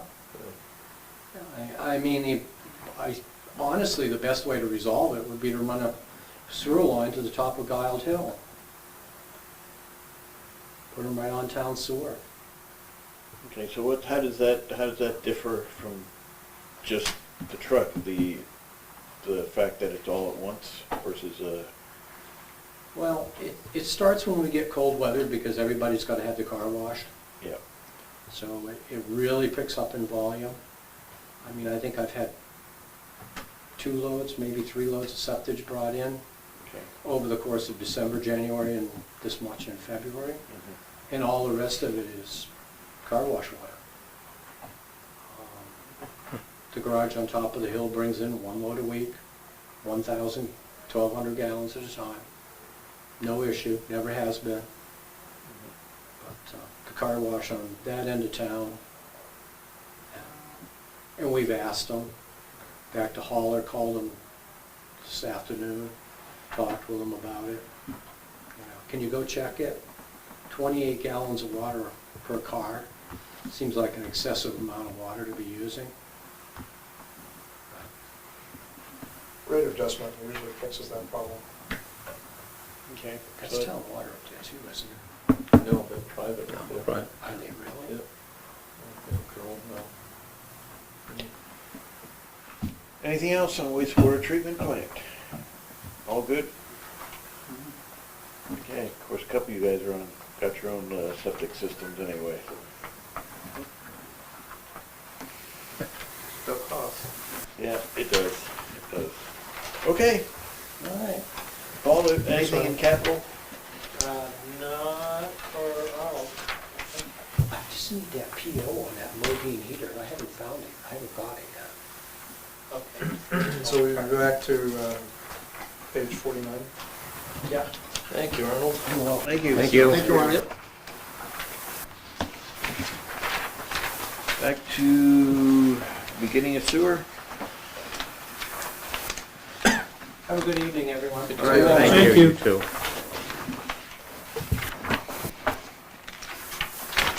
Okay.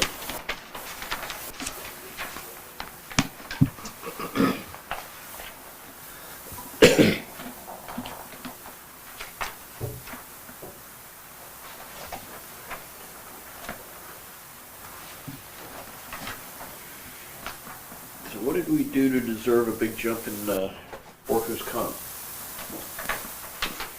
Just no change in classification, just a change of what they rate? Experience rate, Okay, I mean, it's not a lot of money, but it's a big increase.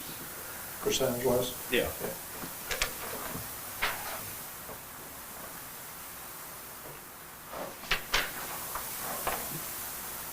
Meanwhile, the liability insurance went down. All right, any questions on administration?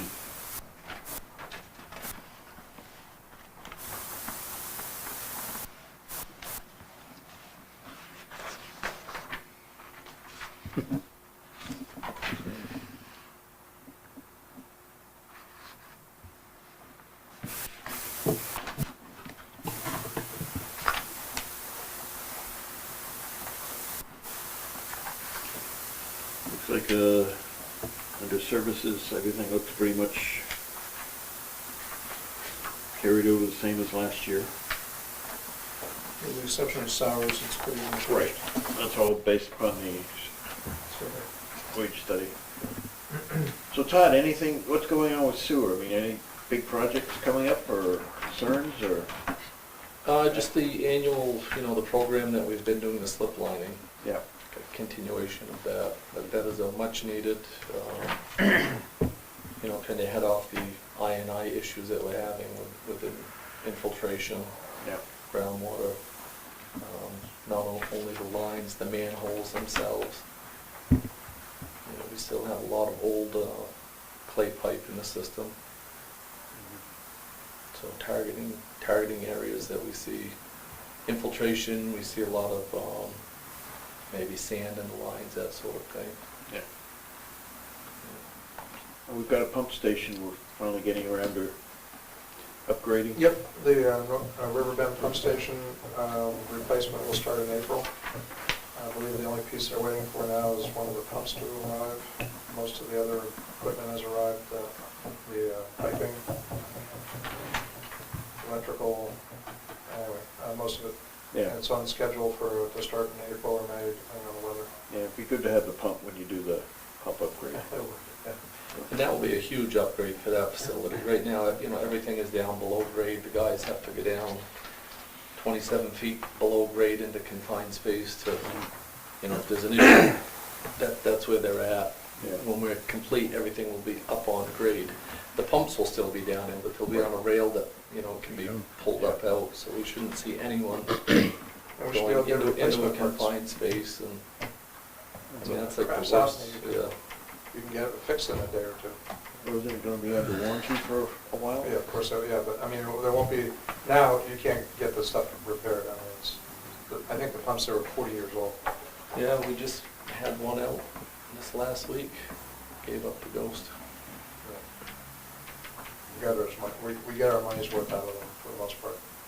Okay. But even at that point, it's like the grader, you know, there's only so many times you can go to that well. All right, any other questions on sewer? And by the way, that supports the majority of our industry in town. Right. That pump station. If that pump station goes down, everybody has to shut down. A lot of jobs at stake. And the environment, because an overflow of that well, be a matter of minutes before it hits the river. Then you get a lot of people with a lot of initials. All right, all set on sewer? All right, Paul, anything under capital and sewer? Just $10 million bond article for sewer treatment plant, but other than that, you're all set. How many million? 10.5 At the moment. That's last year. Okay. But we're pretty sure that number is going to settle pretty much right there. It's now been basically published. And I think that all the folks studying that were a little reluctant until just recently to go with that number until they were pretty confident that was going to be sufficient.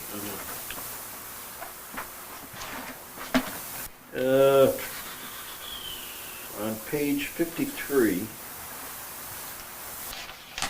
SWS collection system maintenance, is that one from?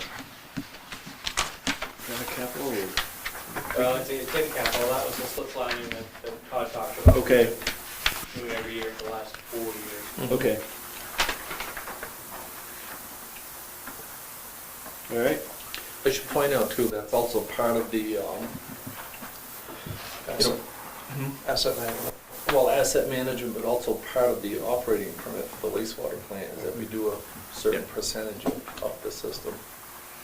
So, Well, do any of you have any questions about the whole question about II and lines leaking, things of that nature? I really understand that. I'm pretty sure you're aware, but a lot of people don't understand that those systems are constantly being bombarded by groundwater and rain, stormwater, leaking in from leaky manhole covers, cracked lines. I mean, you can almost guarantee you're going to get II within a matter of days or weeks of a brand new system, just the nature of the beast.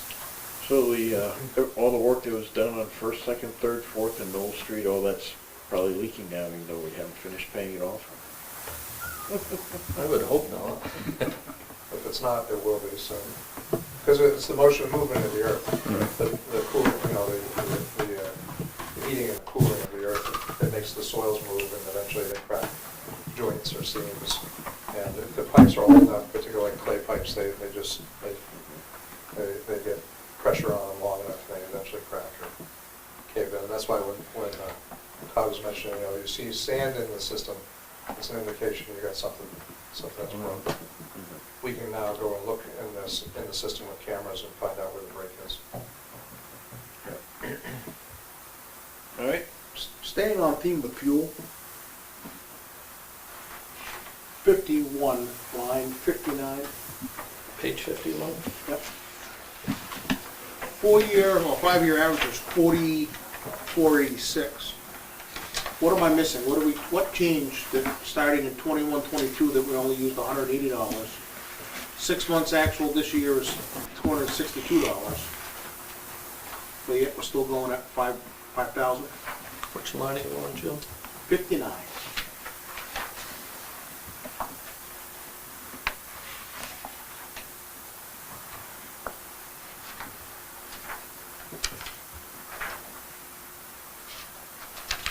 Trying to bend my head around that one. Well, it's been low. That's what, covers 50% of the cost. Seems like either we're not charging that to the right account, or Right. something's happened there that's way up. Yeah, that should be half the fuel cost for the whole department, vehicles, equipment. Right, but it's not getting charged to the right line or something, Pump or it's not station. getting credited correctly. Right, it should be trued up at the end of the year. You were way off last year, Yeah, those numbers have. way off again this year, so it's gonna I'll even check it. horribly skew your 5-year average if that's really Right. the case. Usually we take those Maybe that's deliveries why the and others parse them survive. out at some point. I don't know why that hasn't. I mean, we try to be efficient, but That's really good, can't Scott, claim if that's the that case. Just saying, that's something to look at, because it's gonna Yeah. screw up your 5-year average. Right, yep. All right, anything else? All right, where to next, Paul? I would say we come back to water, page 39.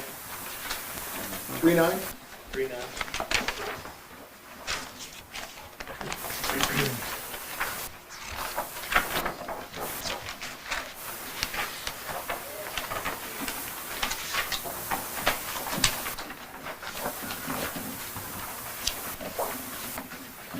All right, how are we doing order-wise? Plenty of it. And we're in good shape at the moment. Okay, and we've got a delivery system that'll make sure it'll get to us. That's a different matter. We've got sufficient source, but I don't know about the delivery. So, as some of you may remember, we did improve the source access, if you will, at Gilman Pond. Probably, well, that was actually last year, we finished it up. Still fooling with the paperwork. But that increased our capacity by 400 or 500%. That was deepening the intake? Yeah, I always kind of affectionately refer to it as the straw. We took the straw and stuffed it further out into the lake. Amazing how And expensive deeper. that And is. so if you think about it, the lake is as a inverted triangle, so to speak. So the deeper you go, the more water is above you that you can have access to. So we have, I can't remember the number, but it's between 400 and 500% more water than we had originally when the intake was near the surface. So that's been great, but I say that with the caveat that surface waters are still not the most desirable resource because they can be easily compromised by the climate. You get an invasion of beavers, somebody drives a snowmobile across the thing when they're not supposed to and drops it into the lake, it can be easily compromised. So the second source is Pollard's Mill, which is a great source. That it's a gravel well, underground well. That's good. And between the two, they alternate back and forth. But it's both of those sources are attached to lines coming into town that are 100 years old. For the sake of this conversation, over 100. Some of them are older, and they're not terribly reliable. They're old. They've done their duty, and we're putting in over $2 million. We're about to start putting in over $2 million worth of new lines. The analysis has been done. The plans are being drawn up. We're going to look. Arguably, we're going to look at the most susceptible sections of those lines, the ones that are oldest, for one reason or another, most susceptible to failure, and we'll replace those first. But there are tens of millions of dollars worth of work that needs to be done out there, and this is just a small start. I would argue you have to do this pretty much every few years to have a hope of keeping up with it. Meanwhile, we are into the design phase and permitting of a new well in North Newport, which is a $3.5 million project. We have secured grants for $3 million of that. One of the grants came with a requirement that they wanted to see some local stake in the game, and so there's a $500,000 segment that we're being asked to fund locally, and we're going to ask you to consider that as a Selectmen's warrant article. And if we approve that, we will have sufficient funds that will be fully funded and will go forward, and construction could start as early as, some people have said 23, but I'm having trouble seeing it, probably more likely 24, a fairly short construction season. And if that happens, that would bring an equal amount of water from that site, which is pristine and surrounded by pretty much non-developable property, to match what we have in the southern part of town. So you have water in the south, water in the north, two totally separate delivery systems. So the town would be pretty well bulletproof for its water supply going forward for 100 years or more. So it's really a very important, I I can't think of probably a more valuable investment in our utility systems than, with a greater return than that particular project. Comparably short money, I did the numbers the other day, of how much was 500 some odd thousand of the total project, I can't remember what it was, but it's 17% or something, you know, it's a pretty small ask to get a tremendously valuable resource. So, other than that, the operating budget is pretty flat. There's some money in there for increased salaries for the staff. But otherwise, it's a pretty unremarkable budget. Barry?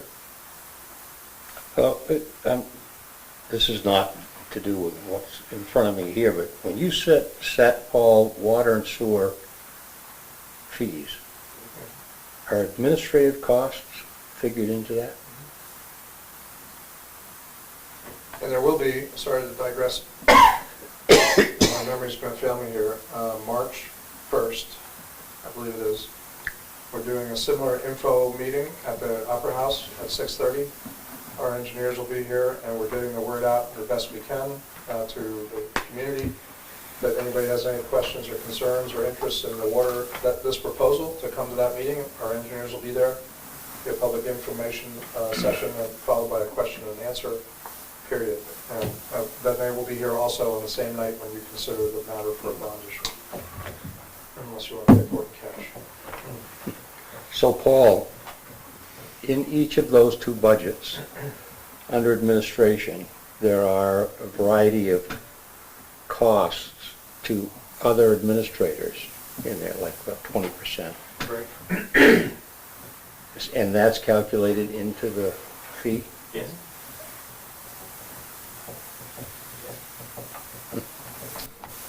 Because that fee, that fund stands alone. Yes. It's funded by the users. That fund benefits from, for instance, Paul's time in managing their accounts and paying their bills and all of that. Okay. So they pay a share of, everybody who touches it pools around it. Okay. Thank you. What about, any capital areas here, Paul? I don't believe beyond the well there is. Okay. Todd, what about the equipment for water and sewer? About as good as everyone else's? Yeah, I mean, they may be a little not as bad. We have had some new purchases in the past couple of years. We have the Vector, that was added last year.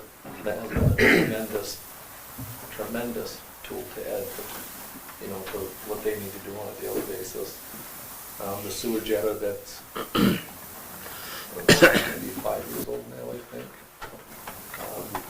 These are kind of big item tools that they use on almost a daily basis. Yeah. And it makes their life a lot easier and their job a lot easier to do, accomplish with things. They have a backhoe, a small backhoe, and a percentage share of one of the older loaders. So if they're loading material or something like that. Okay. Is water and sewer something that needs a capital reserve for replacement of this equipment going forward? Mm-hmm. Should. All right. Anything else on water? Did we...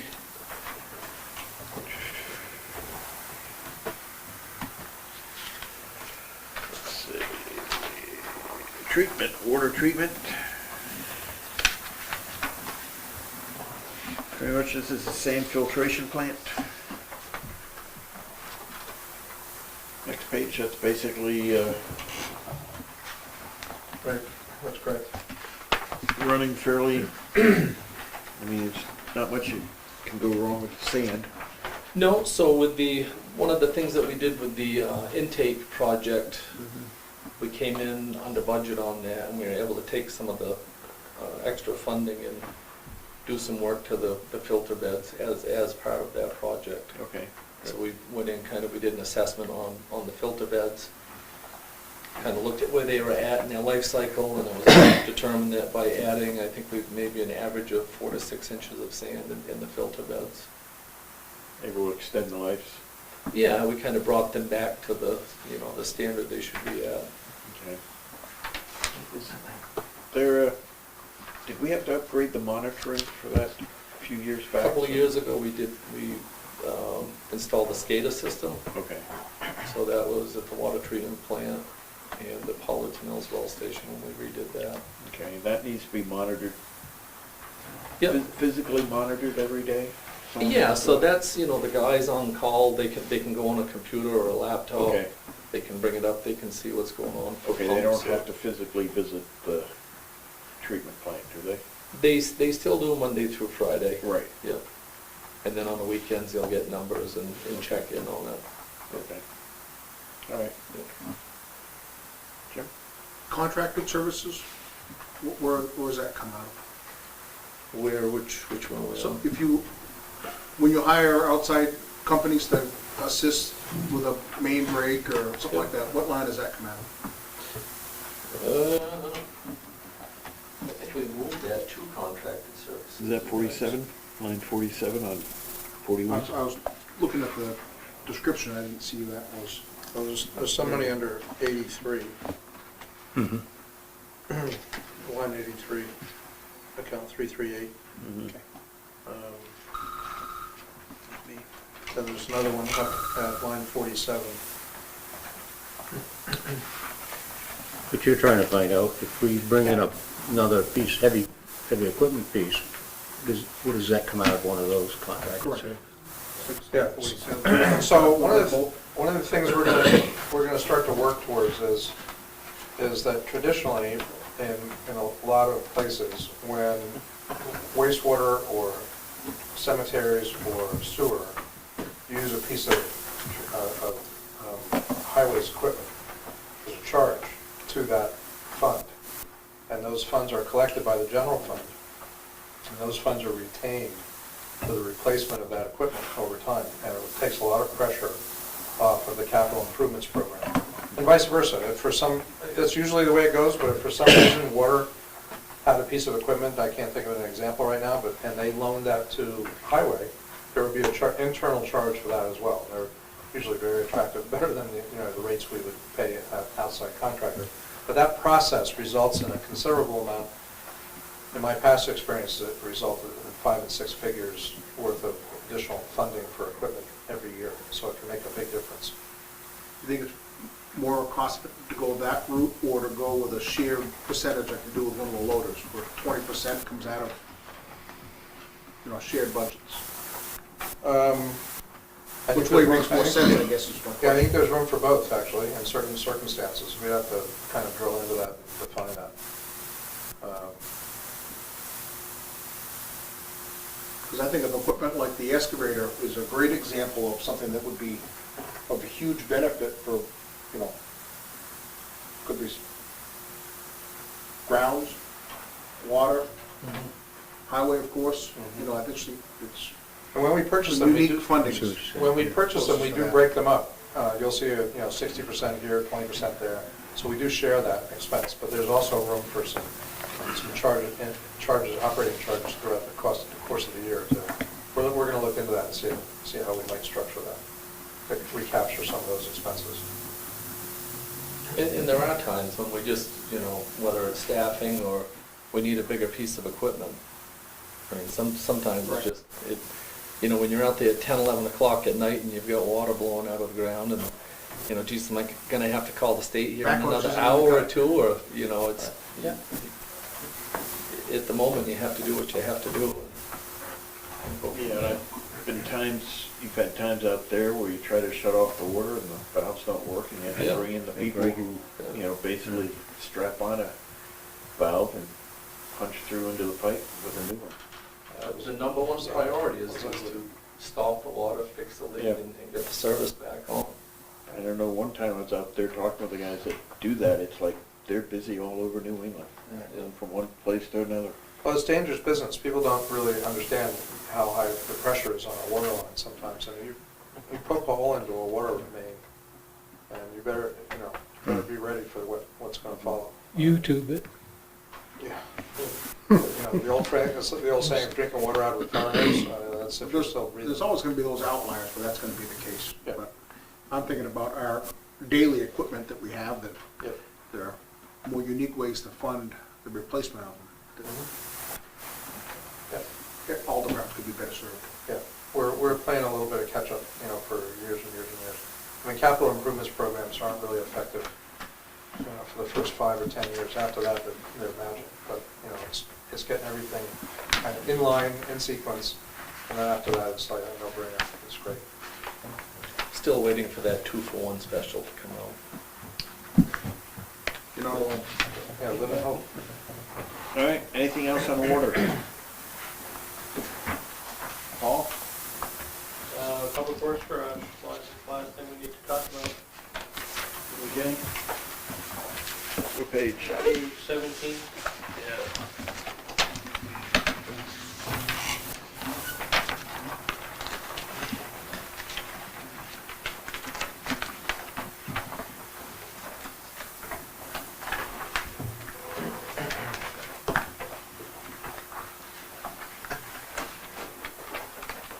is Rick still waiting for our report? No. What he's up to? He might have fallen asleep. He's still online. Okay, well, maybe we do. All right, highway.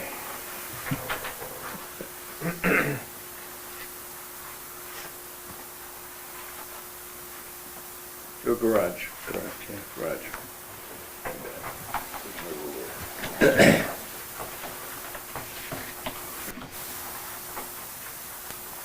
So Public Works Garage, any highlights? Not really.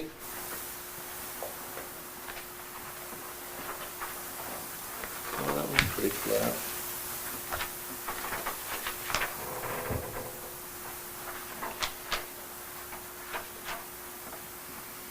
All right, you've got buildings and grounds, have they been down there a year yet? Or they moved in last spring? Yeah, they've been there about a year now. Okay, that's working out. Yeah, we've got them kind of nestled in. Use them in here and there. Okay. Hmm.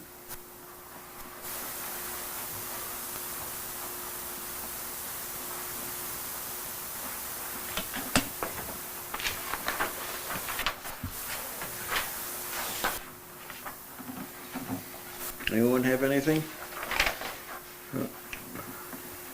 We've got equipment stored at least 3 other places besides Public Works.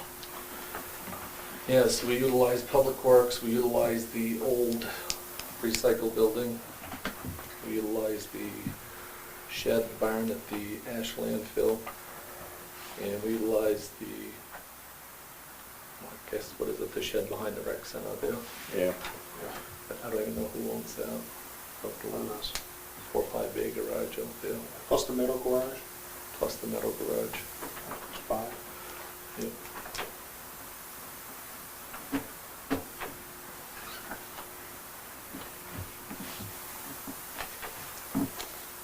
Any thoughts to consolidating all your equipment in one place? Eliminating 4 at least That would be the ideal. outbuildings? Yeah, that would be ideal. Been any thoughts or plans to that effect, or is just, because we're at least gonna be losing one of them Right, with the rec center. yep. And that raises 2 a- really, the rec center. Yeah, and that raises an interesting logistical problem too, because from the time we start the community center to the time we can alter, take down or build a new facility in place of the rec center, it's gonna be a year or more. In fact, you can't take down the rec center and start building a new facility at that location until after the new rec center, community center is open, and then you got construction time. So you're probably looking at more like 15 to 18 months where we won't have that space. And then there's also a good question as to whether or not, is that the highest and best use for that property? Should we sell the building as is, where it is, take the building down, sell the property?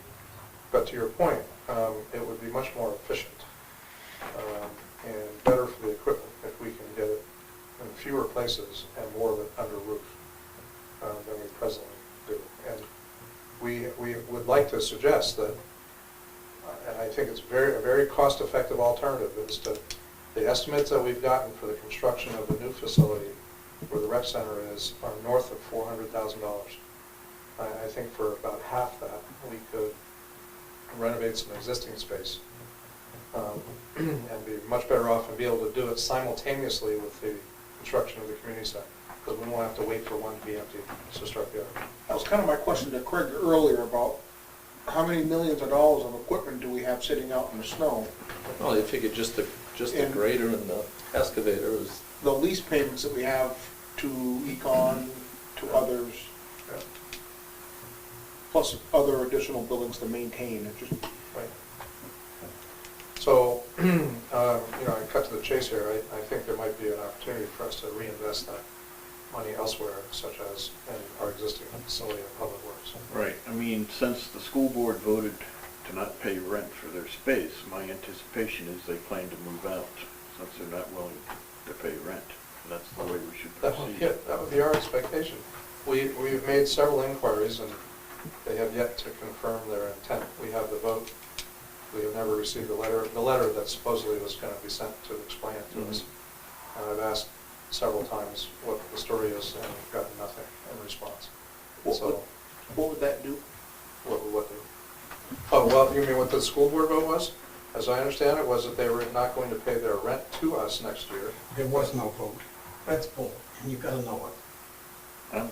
So anyway, I understood that there was a vote taken and a direction given that there was to be a letter sent to us to explain the school board's position, that they were going to redirect the rent for the garage, additional rent, and use that to make improvements, basically leasehold improvements in the 2 bays that they presently occupy. And I've asked the school several times to confirm that, and they have not to date responded.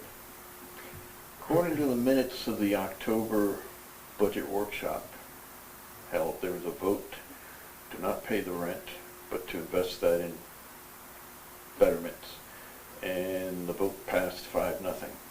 And to me, there was no prior discussion between the school district and the town, your transportation person and our public works director, about trying to work out something going forward, seeing what could be done to improve things or such. Just a vote to, it's like, we're not going to pay rent here anymore.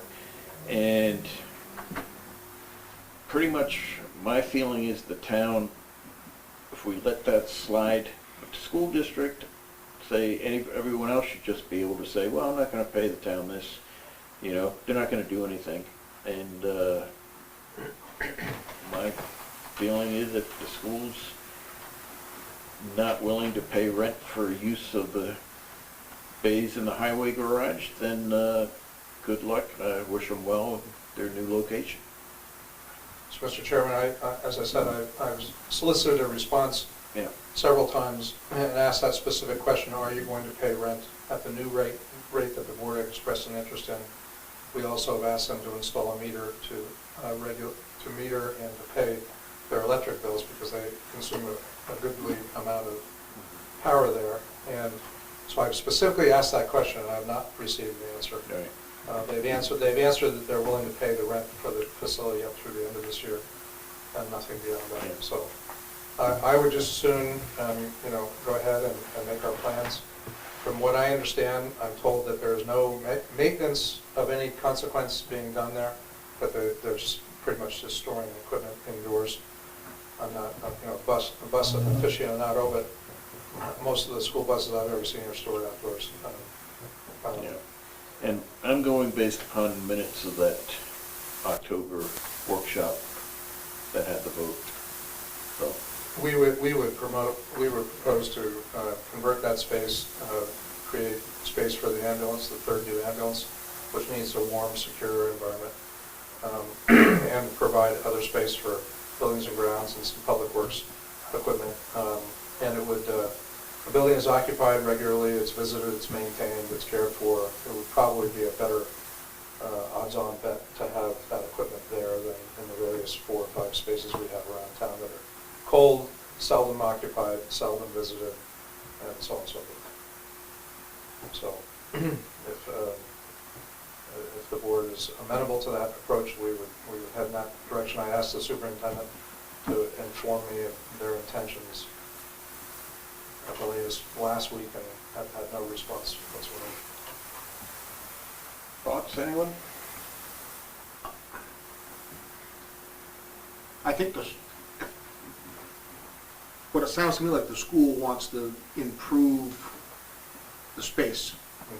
Would there be options for the school to improve a space out there that would not include those two bays if you did something different with those bays? Sure, if they're, they're not really, from what I'm understanding, they're not really doing maintenance work, so there's not like a mechanic environment that needs to be maintained there. If they're really looking for just storage, if the board was so,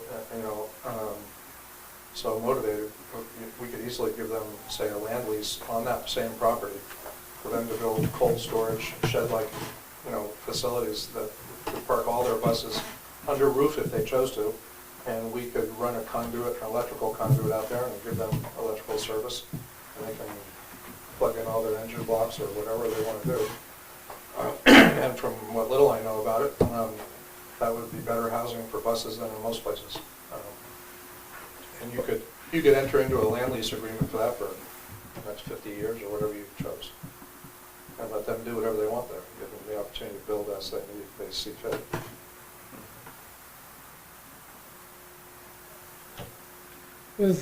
How many buses are stored there?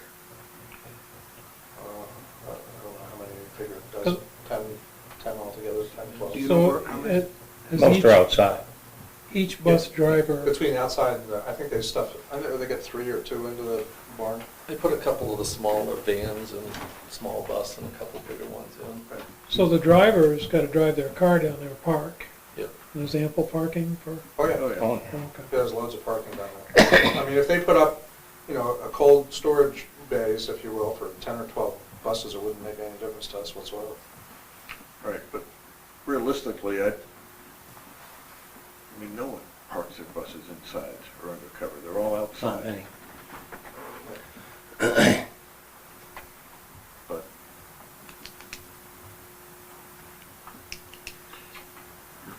so, as I said, my feeling is since I'll go back and look at the minutes for that mid-October workshop, but I'm pretty sure I saw it in there, that they voted not to pay rent next year, and my feeling is if your tenant's not paying rent, they're deciding to go elsewhere. And we will utilize that, plan to utilize that space for, town vehicles and use. I don't know if their intent was to go elsewhere. Their intent, I think, probably was to do improvements or do things differently at the same place. So if our intention was to take those 2 bays over, then I think we would be equally served to afford the school the ability to have a place to keep their buses. Alternative. You're not saying the town would build that, are you? No, if they wanted to do that as far as what they said, leasehold improvements, then so be it. I think what we're also hearing is we've not heard back from the administration to basically Hunter's requests for information on what their plans are. Yeah, and my messages have been, I think, very clear, in that, please let us know at the latest next week. If we don't hear from you, this is the direction we're going. We're going to go ahead and assume that you're not interested in using that space going forward, and we will make plans to repurpose the space. So I don't know what's going on north of here, but I haven't got any feedback. Jim, are you asking a question? Yeah, I was asking if At this point, with the disinformation that's been presented here, I will not comment, okay. other than the disinformation. That man is not communicating, and with the process that he's using and what he's doing is unacceptable. It is not one hand and the other hand of the same body. So, if you people aren't feeding him that, then where is it coming from? Jeff, your statement is wrong Which statement? on the vote. Okay. As I said, I'll check. So in anticipation of that interpretation. You all have copies of the emails I've been sending to the superintendent right there on the table, so you can interpret them as you will. So, Do any of you interpret that the school has said they're not paying and they're getting out? that's what I've heard. Yeah. I think most of us do. Paul, were you at that meeting? Unfortunately, I was. And do you have a different interpretation of it? That meeting was a discussion. That meeting was not votes, that was just a discussion. And during that discussion, did you say you didn't want to pay? No. You No, said For a matter of fact, it's in the budget to be paid, current year. current year. The only debate. Not next year. No, That's correct. It's in next year also. Well, The point, never mind. I mean, we've made. I think there's been ample communication, but it seems to me, in all honesty, Bert, it's been one-sided. It has, Yeah. and that's absolutely correct, because your board, those decisions are coming from where? Are you doing it with this man here? Because we have to do it at a meeting. We do not do our business outside of that, because we are required by law to make our decisions and have our conversations in public. So how is this information getting conveyed on his authority or whose? So. Conveyed to whom? Conveyed to whom? To the other side, the school side. I mean, the school side. Yeah. Well, he's authorized to enter into trying to gather information about agreements. And it would appear to me that there's not just this item, but other items that we're waiting for communication on. Okay. And there's almost a weekly email that goes out there accounting for, okay, you've answered this question. You haven't answered this one, this one, this one. What is your position? We understand there was a school vote. We understand you were directed to issue a memo. We haven't received that. What is your intent? The answer is we're going to pay for this year, and silence on the second year. The question has been asked, what is your intent for this year? What is your intent for next year? So it's been ad nauseum laid out to the dollar. Are you going to participate in this expense? Parentheses, the expense for this year, for next year. Are you going to pay, are you going to participate for this program for this year? Parentheses, amount for next year, parentheses, amount. I don't know how else we can, and it's based on, my actions have been based on the board's previous comments about wanting to have a higher rent for next year. That was communicated. There's nothing else being communicated this way or that way without the board's knowledge. So on the increase in rent, Jeff Kessler came here and said he had done a survey. Nobody else commented on that. So a decision was made on that by this board? The board expressed an opinion or an interest in going in a particular direction. One member suggested. All of us are interested in getting the information needed so that we can move ahead with our budget, okay? That's a prime interest to us. It's our budget. And getting that settled. And there are a variety of areas, or a few areas, that we're still waiting on. Just need an answer. Now, it would not be, I'm going to just tell you, it would not be acceptable to me if on their own, the school board said, well, we're not going to pay rent, but we'll put money into improving what we have there for our buses. You got to pay rent. No such, Barry Commoner said a long time ago, no such thing as a free lunch. Okay? So that's where I am with it, Barry. I'm right up front with you. And the school has responded in certain cases and said, no, we're not going to pay for next year. In fact, they responded in one category that said they're not paying for the current year on a joint project that has been going on year after year after year. So I don't know what the problem is. Well, I guess we ought to either resend that, do it again, just cases they got put into a spam folder by accident or who knows what, but I just reiterate that again, because here we are trying to do our budget. Yeah. It would be nice to know what we got for coming in and what we have for Sure. expectations for I'm 23. happy to do that, but she did respond to portions of Portions. an email and not cover certain other portions of it. So she's getting my emails, but I'd be happy to, I'll send as many as you want. At least with one school board member being cognizant of that email coming, that might be a little more on our radar. Come on.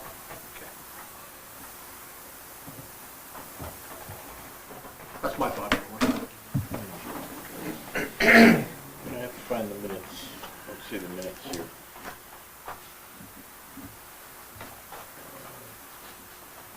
I have them downloaded at home, so we'll find them. So what's the pleasure of the board at this point? Contact the school administration? Find out what their intent is next year? I mean, here's some of the, that's fine, I'll do that until the cows come home, but at some point, the funding to prepare that space, as opposed to the funding to prepare a standalone building, is an integral part of the community center, and that budget is forming right this second. And I expect that project to go out to bid within a week or two. So whether we're building a separate utility building or not building a separate utility building, how that money gets redirected, in other words, if it's, I'm reserving $400,000 for that building and I don't have to spend it, I can redirect 200 towards the public works facility, for instance, and I can redirect 200 of that same amount towards further expenses for the community center. So we are right there. This project is intended to begin. But they still, at this point, should have the option of answering our questions, the school board. Oh, yeah. I mean, Okay, this has I nothing mean, to do with I don't want to school. pull the rug out from underneath, but at the same point, I want some responses. We've already received some responses, they're not going to pay for this, not going to pay for that. As long as Allison's here, they'll pay for something else, but they won't after she leaves. Yeah. You know, I mean, And a lot of this discussion about possibly doing something with that is because of the lack of, or what we thought was a vote that they were not gonna pay rent. Right, it was at that That's where the whole moment, conversation started. right, at that moment, we started looking at alternatives. Yes. And that was all of a sudden became an alternative, and quite frankly, a very cost-effective alternative. It could save us, 6 figures to go in that direction instead of building a separate building. When is our next budget discussion? Thursday? No. Thursday's the dinner, right? Friday, Thursday. Thursday the if you 23rd. need it. What's that? A week from Thursday if you need it. I think we're gonna need it. Agreed? Agreed. That gives the school ample enough time to respond, you to formulate a proposal back to us and for us to make a decision. Sure. Yeah. I So, mean, if I understand it correctly, again, not to be argumentative about it, but the decision about this was made in, I think it was October. We're still waiting. So, but we'll be happy to send them another inquiry. yeah, I don't want to pull the rug out, but right. there won't be a rug if we don't get responses. Yeah, I don't know what else to do. At some point, I think we'll just have to move on with our own interests.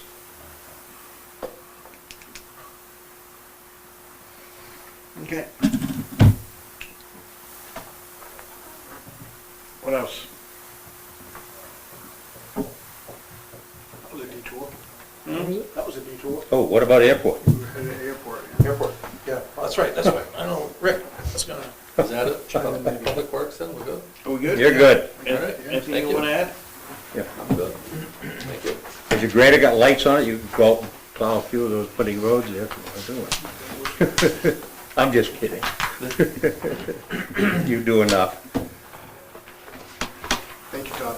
Thank you. All right. So, airport's an interesting situation. Is he still Rick there? here? I don't know, he's still signed in, but I don't see him popping up on the screen.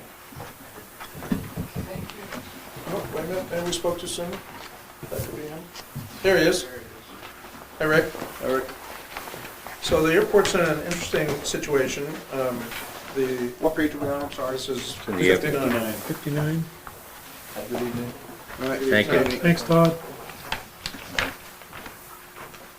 The budget is largely unchanged, with the exception of wages and whatnot. With the exception of the part that's committed to other improvements. So we have an interesting little dilemma here. As you know, we have decided to get involved in the NIPIAS program, and you'll see an expense in there for $20,000 for our share of the a new master plan. So we've negotiated a contract with Du Bois and King to do the airport master plan, and that is actually a little bit more than what we need, but it's 20%. That's intended to represent our 20% of that overall project, and the 5% run. So our 5%, 20,000. The state and FAA pick up the remaining 95%. And that's all going fine. The thing that has happened in the meantime is that, and some of this is a little old information, some of you have heard before, there is a crack in the sump of the fuel delivery system. And Rick, you'll correct me if I say anything materially wrong. But the crack, it's been suggested that it be sealed with a particular product.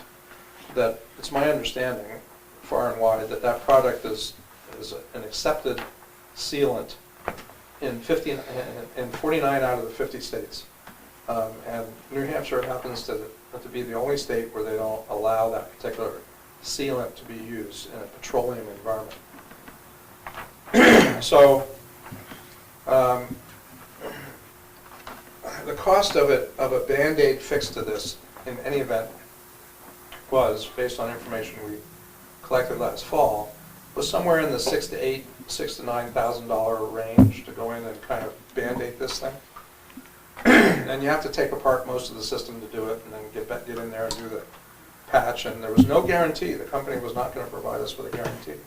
Not for a day, not for 30 days, no, just nothing. So the state wasn't real thrilled about that, and so there was conversation about replacing the system, the sump and the fuel pump itself, and pieces of parts. Because we had trouble with that fuel pump, if some of you remember. I don't know if you were on the board at the time, Jim, but I think others were, about getting parts and making repairs to that were quite onerous. The parts were questionable, some parts could be fabricated, and so on and so forth. But that pump is quite old, and so we got some quotes that seemed to suggest that you could replace all those guts for about $37,000. So you got to the question where you have $7,000 or $9,000 fix for 37, just to fix the crack, just to address the crack, nothing else, for however long that might last, or spend the $37,000, $40,000, and replace all of it that needs to be replaced anyway, and get away from that situation. So meanwhile, the state comes along last fall-ish and says, well, we're concerned about this crack, DES, because of the environmental hazard. And we said, we are too, because we are looking at a well in that area, and we would like to see that risk, however remote it is, because there's been no leaks detected. I think Rick has taken on the responsibility of going down there. Rick, correct me if I'm wrong, but you go down there every day and inspects that sump to make sure that there's been no leaks. So we're watching it very closely. There's been no leaks that I'm aware of. Anyway, so we had this $37,000 target. We applied for a grant from the state for that $37,000. And don't hold me to this, but sometime around the holidays, we're denied that grant. We didn't get that particular grant. So DES pops up last week and says, well, you didn't get the grant, so what are we going to do about Plan B? You got to, I'm paraphrasing here. What are you going to do? We got to fix that now. You've had as much time. We're not going to wait anymore. And they're considering an administrative order to direct us to fix it. And I said, well, it's kind of like getting blood out of a stone at this point. And so they said, well, If you can't fix it within a period of time, because they had basically stood back, waiting to see if we were going to get the grant, because the grant would have fixed the whole problem. So now they're stepped forward again, and so now they're saying they're considering an administrative order, which is more likely than not, and a red tag, which means that they will red tag the fuel system, and we won't be able to take delivery of any new fuel, which will give us 3, 4, 5, 6 months, depending on the season, and then fuel, and then we won't be able to get any additional fuel delivered there. Which puts us in a bit of a quandary, because that's one of the sources of revenues that we might rely on to pay for replacement of this fuel system. So we had this conversation last week about getting some updated proposals from the companies that we were talking to last fall, and we are told that the $37,000 quote now is out the window, and that all the parts have now become impossible to find, and that the cost is going to be double or triple. Basically, if you got the money, we'll find it for you, but if you don't have the money, forget it. So we're waiting for Rick and Heath are out getting the actual revised estimates. These are verbal kind of representations. Well, yeah, well, that was last year. This year it's going to cost you, double, triple, whatever. So we're waiting for the actual written quotes to arrive to see if that's really going to be the case. But there's little doubt that it's going to be sufficiently more. So we're in a bad place, because the cost of repairing this equipment, the payback is outrageous. Because, Paul, what did we make a year there and clear it? The net on 5 and 8,000. the net on fuel sales is between 5 and 8,000. So if you're looking at let's just pick an $80,000 number, so it's easy to do the math. You're looking at a 10-year payback, and during that 10 years, you don't have the availability of that revenue to help pay for the other stuff that's going on at the airport. So I haven't figured out a plan to figure this out yet, but I'm not liking the cards we're being dealt. Can, as part of the NIPIAS, being the NIPIAS program, can any of that be applied? I asked about that today and got, no. There wasn't any readily available monies that they thought we could apply for. Mm-hmm. Now, we have heard, and Rick can probably remember the name because I can't, it's written down on my desk, there has been the surfacing of a second sealant that the vendors are saying, oh, well, you can't use that one because the state hasn't accepted. But they are accepting, just in the last few months, they are accepting this product.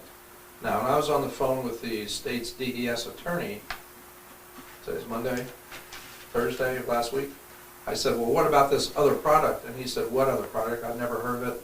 And I said, well, our vendors are telling us that this is accepted by the state. And he says, raspberries, that's not true, but I'll check. So he's off checking to find out if that has, in fact, been approved, and he just hasn't heard about it. And this guy's an attorney, not like the engineer or anything. No, he's a DES attorney, so would he know firsthand? Maybe not. There may be something that's been approved that he maybe hasn't gotten a memo on yet, but he's off checking that. And so, I don't know, sometime this week I expect he and I will talk, and he'll tell me, yeah, you can use that, or no, you can't, and get ready, I'm sending you an AO, and we're gonna red tag that pump, or those tanks. This crack is not a through-the-wall crack, it's basically just a surface crack on the No, surface. Rick, can you describe the crack a little bit more detail? It's a very, very minor crack at the elbow joint that comes up from the pipe that goes into the underground, from the underground storage tank into the dispenser itself. It's a common place for these dispenser sumps to crack. It's a very, very fine crack. It required literally a fingernail running over the area to even discover exactly where it was. It was discovered on the basis that the dispenser sump failed a tightness test where they fill the dispenser up with water, and I think the state of New Hampshire, after it sits for 3 hours, it's not permitted to, I want to say it's only allowed to go down about 1/8 of an inch, which is absolutely ridiculous in the first place, but that's another story. They also did the test when it was about, the ambient temperature was about 10 10 degrees, maybe a little less than that. So I had any number of questions about the timing of the original tightness test. They've done a subsequent tightness test. I think the long and short of it for me was I thought we could probably, if we had done the cracked seal recommended by ICON containment solutions in Salt Lake City, if we had done that and continued to monitor it, we might have gotten away with it if nothing else, bought some more time. But I think it's now gone beyond that. And I don't know if it'd be possible to revisit that and move forward on that basis. I don't know if that completely satisfies your question, but fire away, and I'll see if I can. So here, we're waiting for the estate to kind of say, yes, this sealant, this second sealant will be acceptable, which in that case, we probably don't have a choice financially.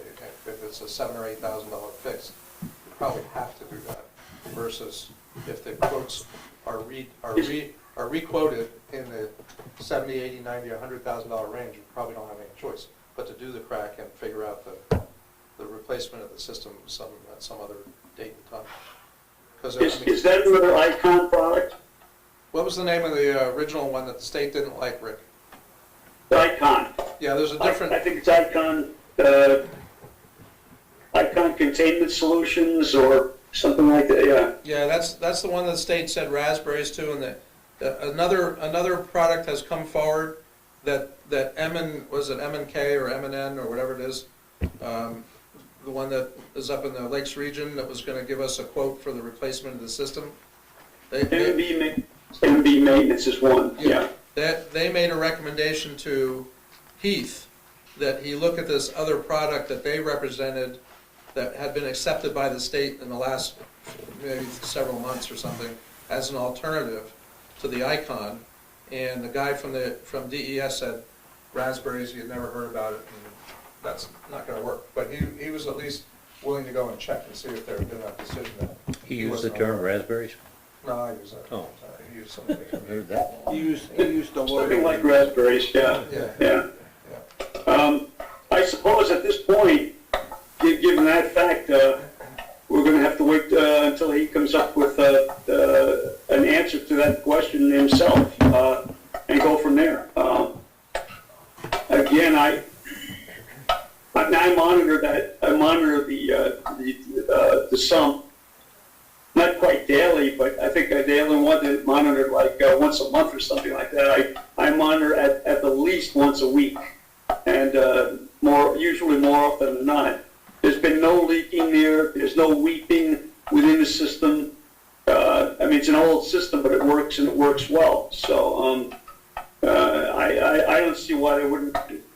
I don't see why we can't go back and revisit the ICON solution, which they know works, and we all know it works. It's just the state of New Hampshire doesn't know it works. 49 of the states agree that it works, and New Hampshire's the only one that doesn't. So I don't know what else. I don't know what to say beyond that. Order more fuel quickly. Well, you can, Yeah. actually. Yeah. You can, as long as it's in there before they put the red tag on, you're good. But that only lasts, depending on the time of year, we figured it out. Well, at It's least you like got something. 4 to 6 months before you run out. If they red tag the system, I think they shut the entire system down and won't let us turn the system on, period. Irrespective of what we've got in our underground storage tank. But see, the attorney actually made that recommendation. Fill it? Yeah. He said, go ahead and fill it, you'll get at least, whatever you get out of it. And so I said, okay. So I don't know, they've talked about this. Have we contacted our representatives to see if they can help us? Not yet. I'm kind of, this is since Thursday or Friday last week, I'm kind of waiting to see where the AG or the attorneys land on this, so I have something to fight, argue about, see if they're going to play with this or not play with this. But thus far, they have not been willing to accept the ICON product. Don't know about the new product, and seemed itching to pull the trigger on an AO and to shut us down. I said, well, I guess you can do that. Yeah. So can we get back to the budget?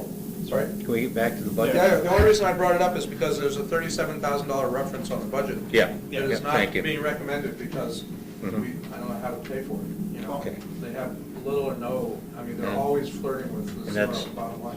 Not gonna be enough anyway. So, What is the likelihood that it'll get red tagged? my guess, my gut tells me 90% or more. Wow. There's nothing to stop them from red tagging it right now. I mean, they could do it tomorrow morning. Bert, you have a question? Well, we pump fuel at all the gas stations in town and et cetera. What is the difference here that makes it so expensive? If we're talking an elbow that we can feel the crack in, is it it's above ground? You can't replace the elbow? There's something. No, it's not in the elbow, Bert. It's immediately below the elbow where the elbow goes vertical into the dispenser. And typically when someone activates the nozzle, there's a little bit of a flex in that elbow, and that pump that consistently hits the dispenser floor, and over time they're known to crack that way. It's not exactly unusual, and that's why people like Icon have a solution to repair it. But as I said, the state of New Hampshire is the only state that says, no, we don't particularly like that solution. So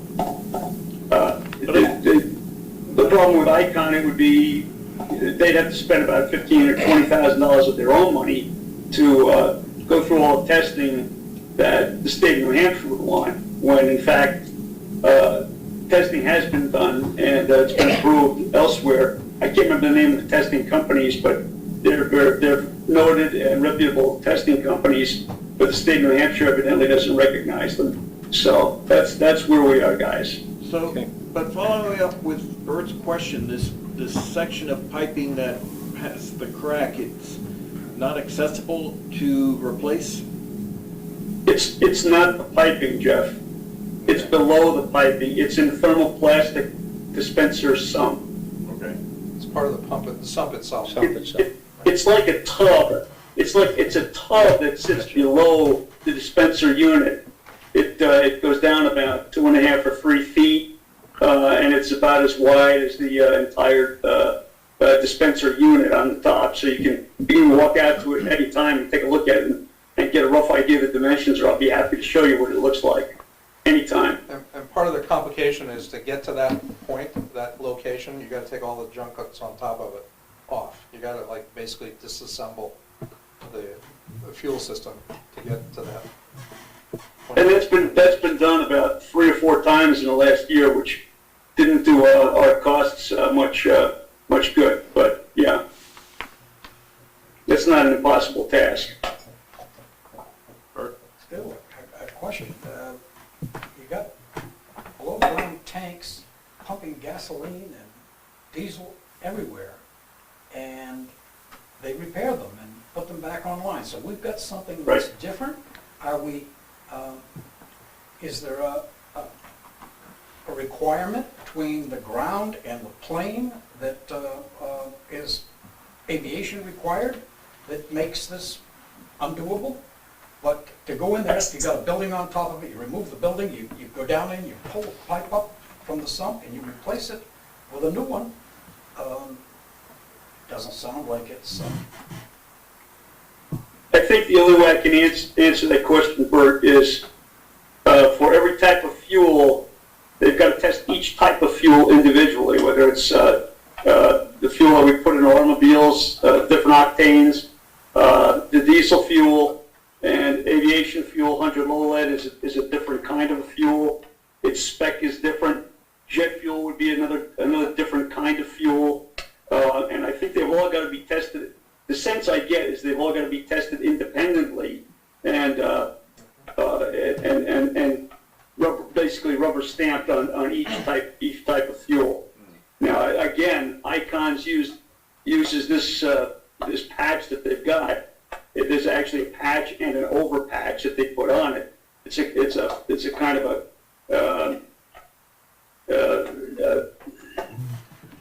kind of a flat, kind of an epoxy, I guess is the best way to describe it. And it would go right over that crack. And then there's another part to the patch that goes above that. And as I said, that's been approved everywhere except in the state of New Hampshire. And if we could just get them to do that and go along with a monitoring system, I think we'd be in ballpark, but I don't know if they're gonna buy into that anymore. Anything else in your budget that we need to be aware of? I still, one more moment. I don't understand, you got a tank underground and you got a pump out of the tank, that is not rocket science. Right. You gotta seal, you gotta seal everything, it's gotta meet the pressure test, all of the gas stations, whether they get diesel or not, all of the tanks, all of the lines have to be tested to hold. And if they don't hold, they gotta be repaired. So I'm missing that we're coming to the edge of this cliff over replacing what it takes to get the fuel from down there into the hose. I'm as curious as you are. And I haven't heard, I've not heard an explanation of why you cannot do that. You can remove the building, you can go down, you can remove all of the plumbing from down below and replace it. So the agency that issues us the permit to do that and monitors and supervises and inspects those systems only allows certain approaches to making those repairs. And in this case, they're not allowing us to use the Icon system statewide. And that's the only system that's available at the moment that we're aware of, with the exception of this new one that's popped up in the last week. Yeah. So is The this, state has to approve it, or we can't do it. the Icon is a seal, Yes. as opposed to a replacement of what you need to get from here to there. Well, But it's the crack is in the sump, so you have to replace the whole sump or replace or seal the crack. It's not in the pipe leading to the sump, it's in the sump itself. Basically the bathtub underneath. Yeah. It's correct. Right. You can have a pump to pull it up. What? Isn't that what happens with all of the gas tanks? Aviation fuel everywhere. So to replace the sump, Everything has to come out above it, and that's where the cost gets up there. It's, That's the 37,000. which may now be a lot more. Or at least that's what the guy spouted off. When we called him and said, look, we need your updated thing, he said, oh yeah, well, I'm making this up because it was related to me. He said, I'll give you one, but be ready because it's gone up by factors of 2 and 3 nationwide. So he said, what do you mean 2 or 3? You mean like 70, 80, 100,000? And he goes, yeah, just be ready. When I get you the estimate, that's the range where it's going to be. Any insurance that covers this? No, it's a wear and tear maintenance kind of. Okay. Wear and tear, things have so much life. so where do you get your fuel if you don't put it in your tank and pump it out of your tank? 11, Claremont. Claremont. Okay. So everybody's got to get their fuel from other places. Boy, I have a hard time with this, the tank that's in the ground, Okay, I understand. and all that comes out of it is, I'm going to use the term normal stuff. Yeah. Even if it's aviation, it's normal for aviation. Yeah. 100%. I agree with you. I'm just as puzzled and curious about it as you are. We're selling about 15,000 gallons a year, 22. 22. Closer to 20,000. All right, so How many years have the tanks been in the ground? How many, excuse me? Are the tanks in the ground itself with ground contact, or are they in a, There's one double-walled tank in the ground, a 10,000 gallon USD underground storage tank.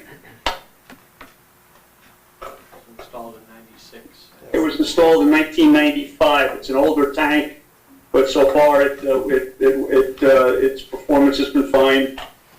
We have a Vita root on it.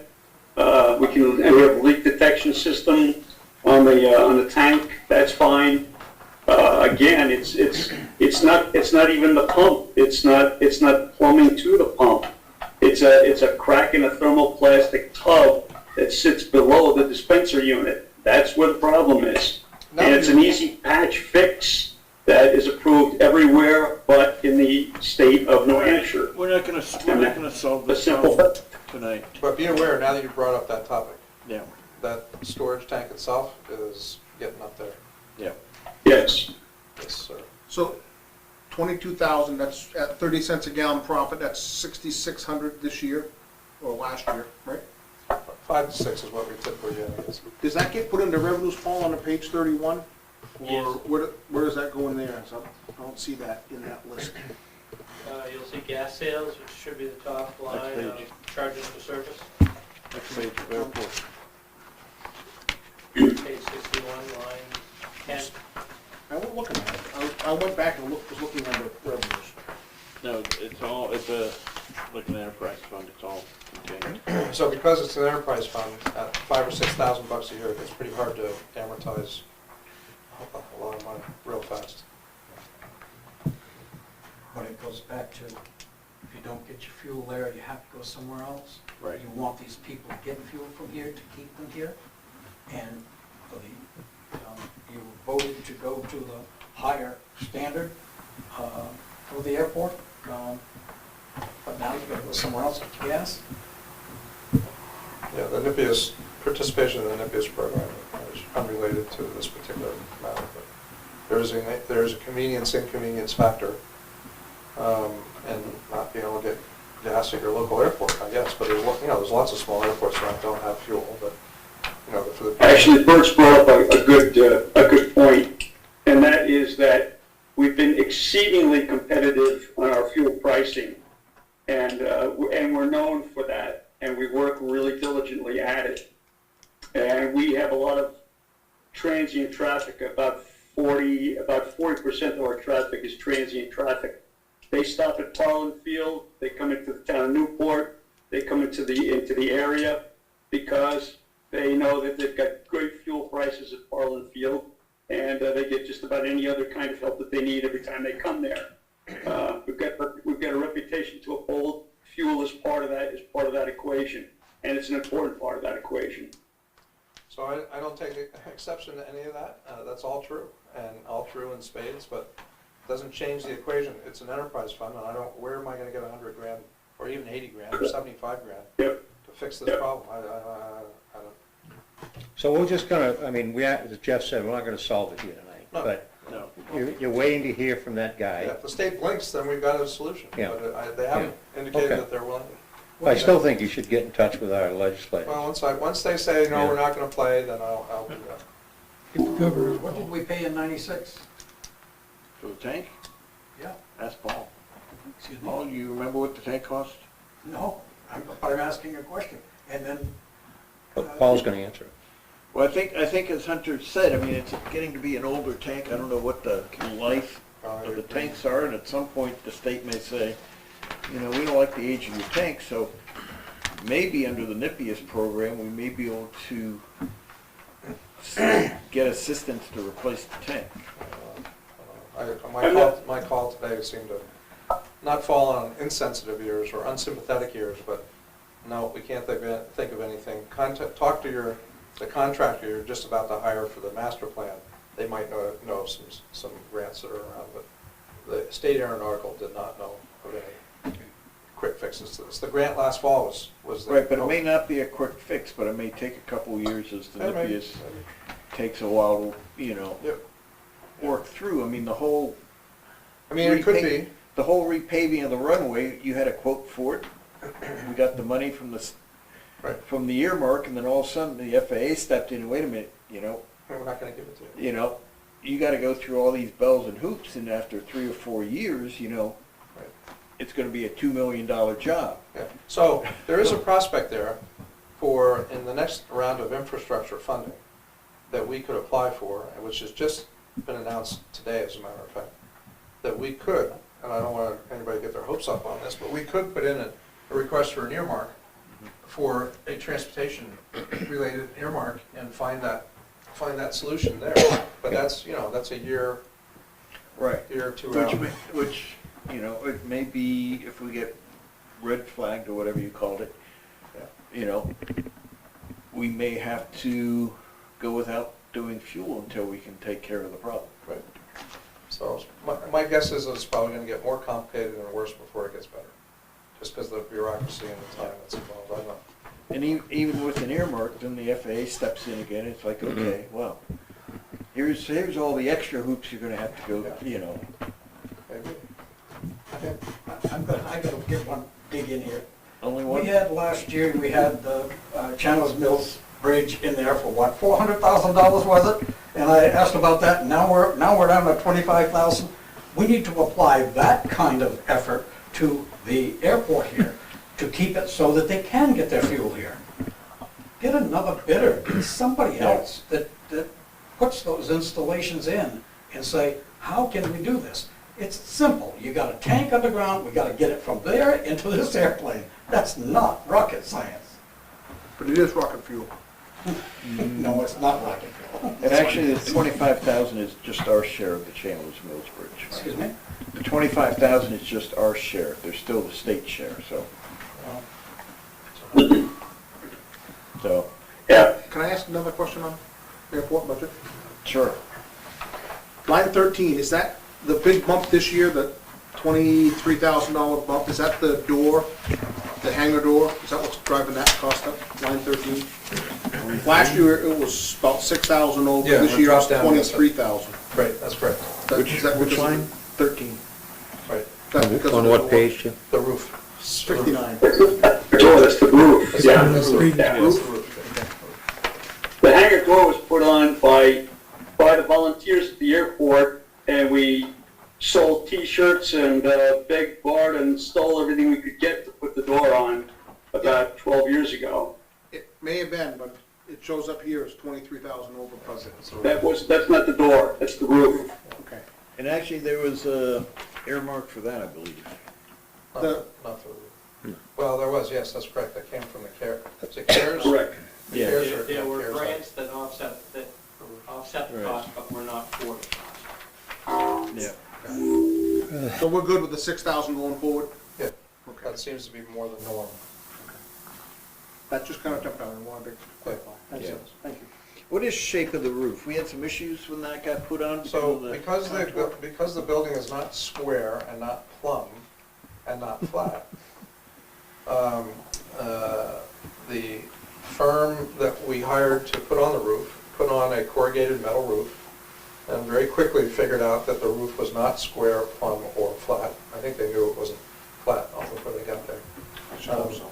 Yeah, but they found that the corrugated, the valleys and the peaks, as they went over the roof, did not align well with one another because the roof was doing this as it went over, because the building is not square.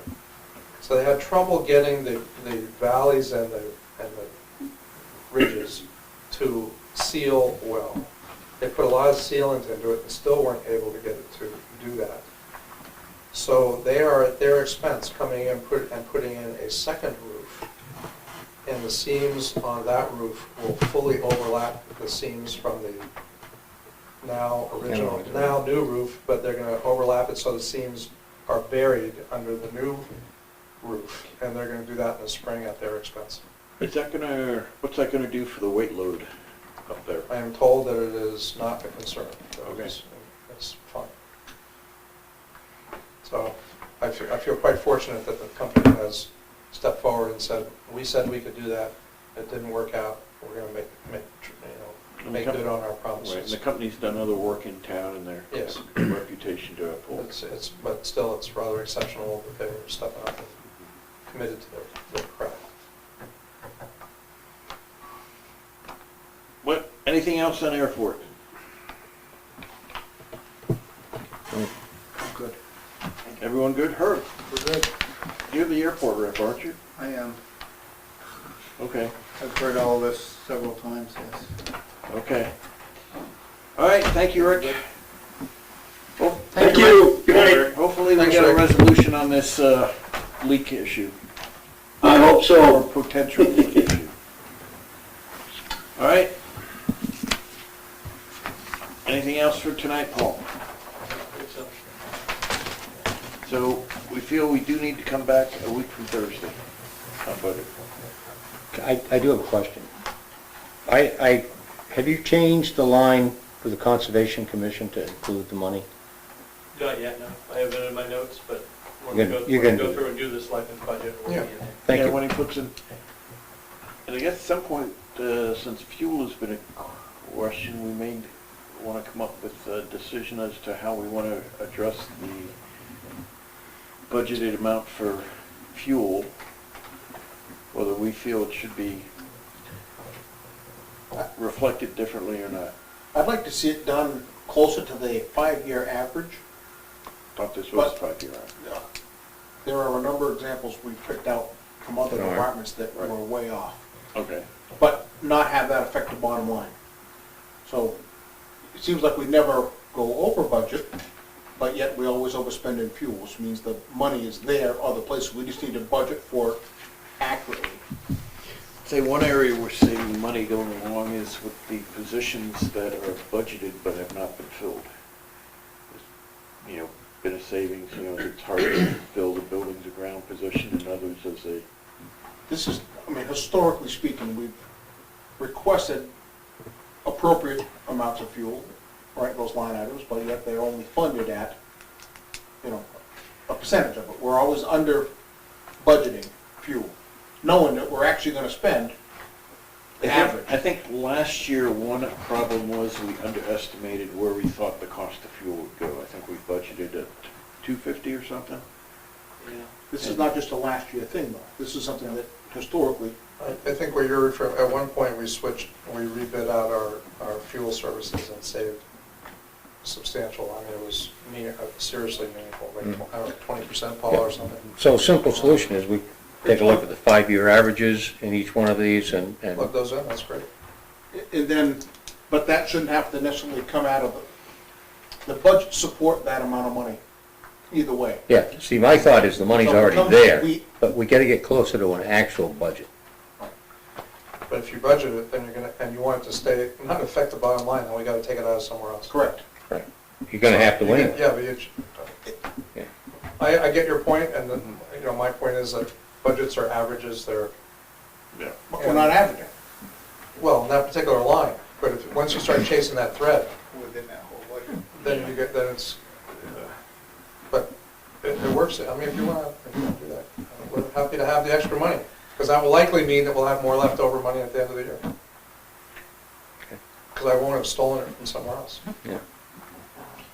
So what do we want to see a week from Thursday? We have warrant articles ready by then?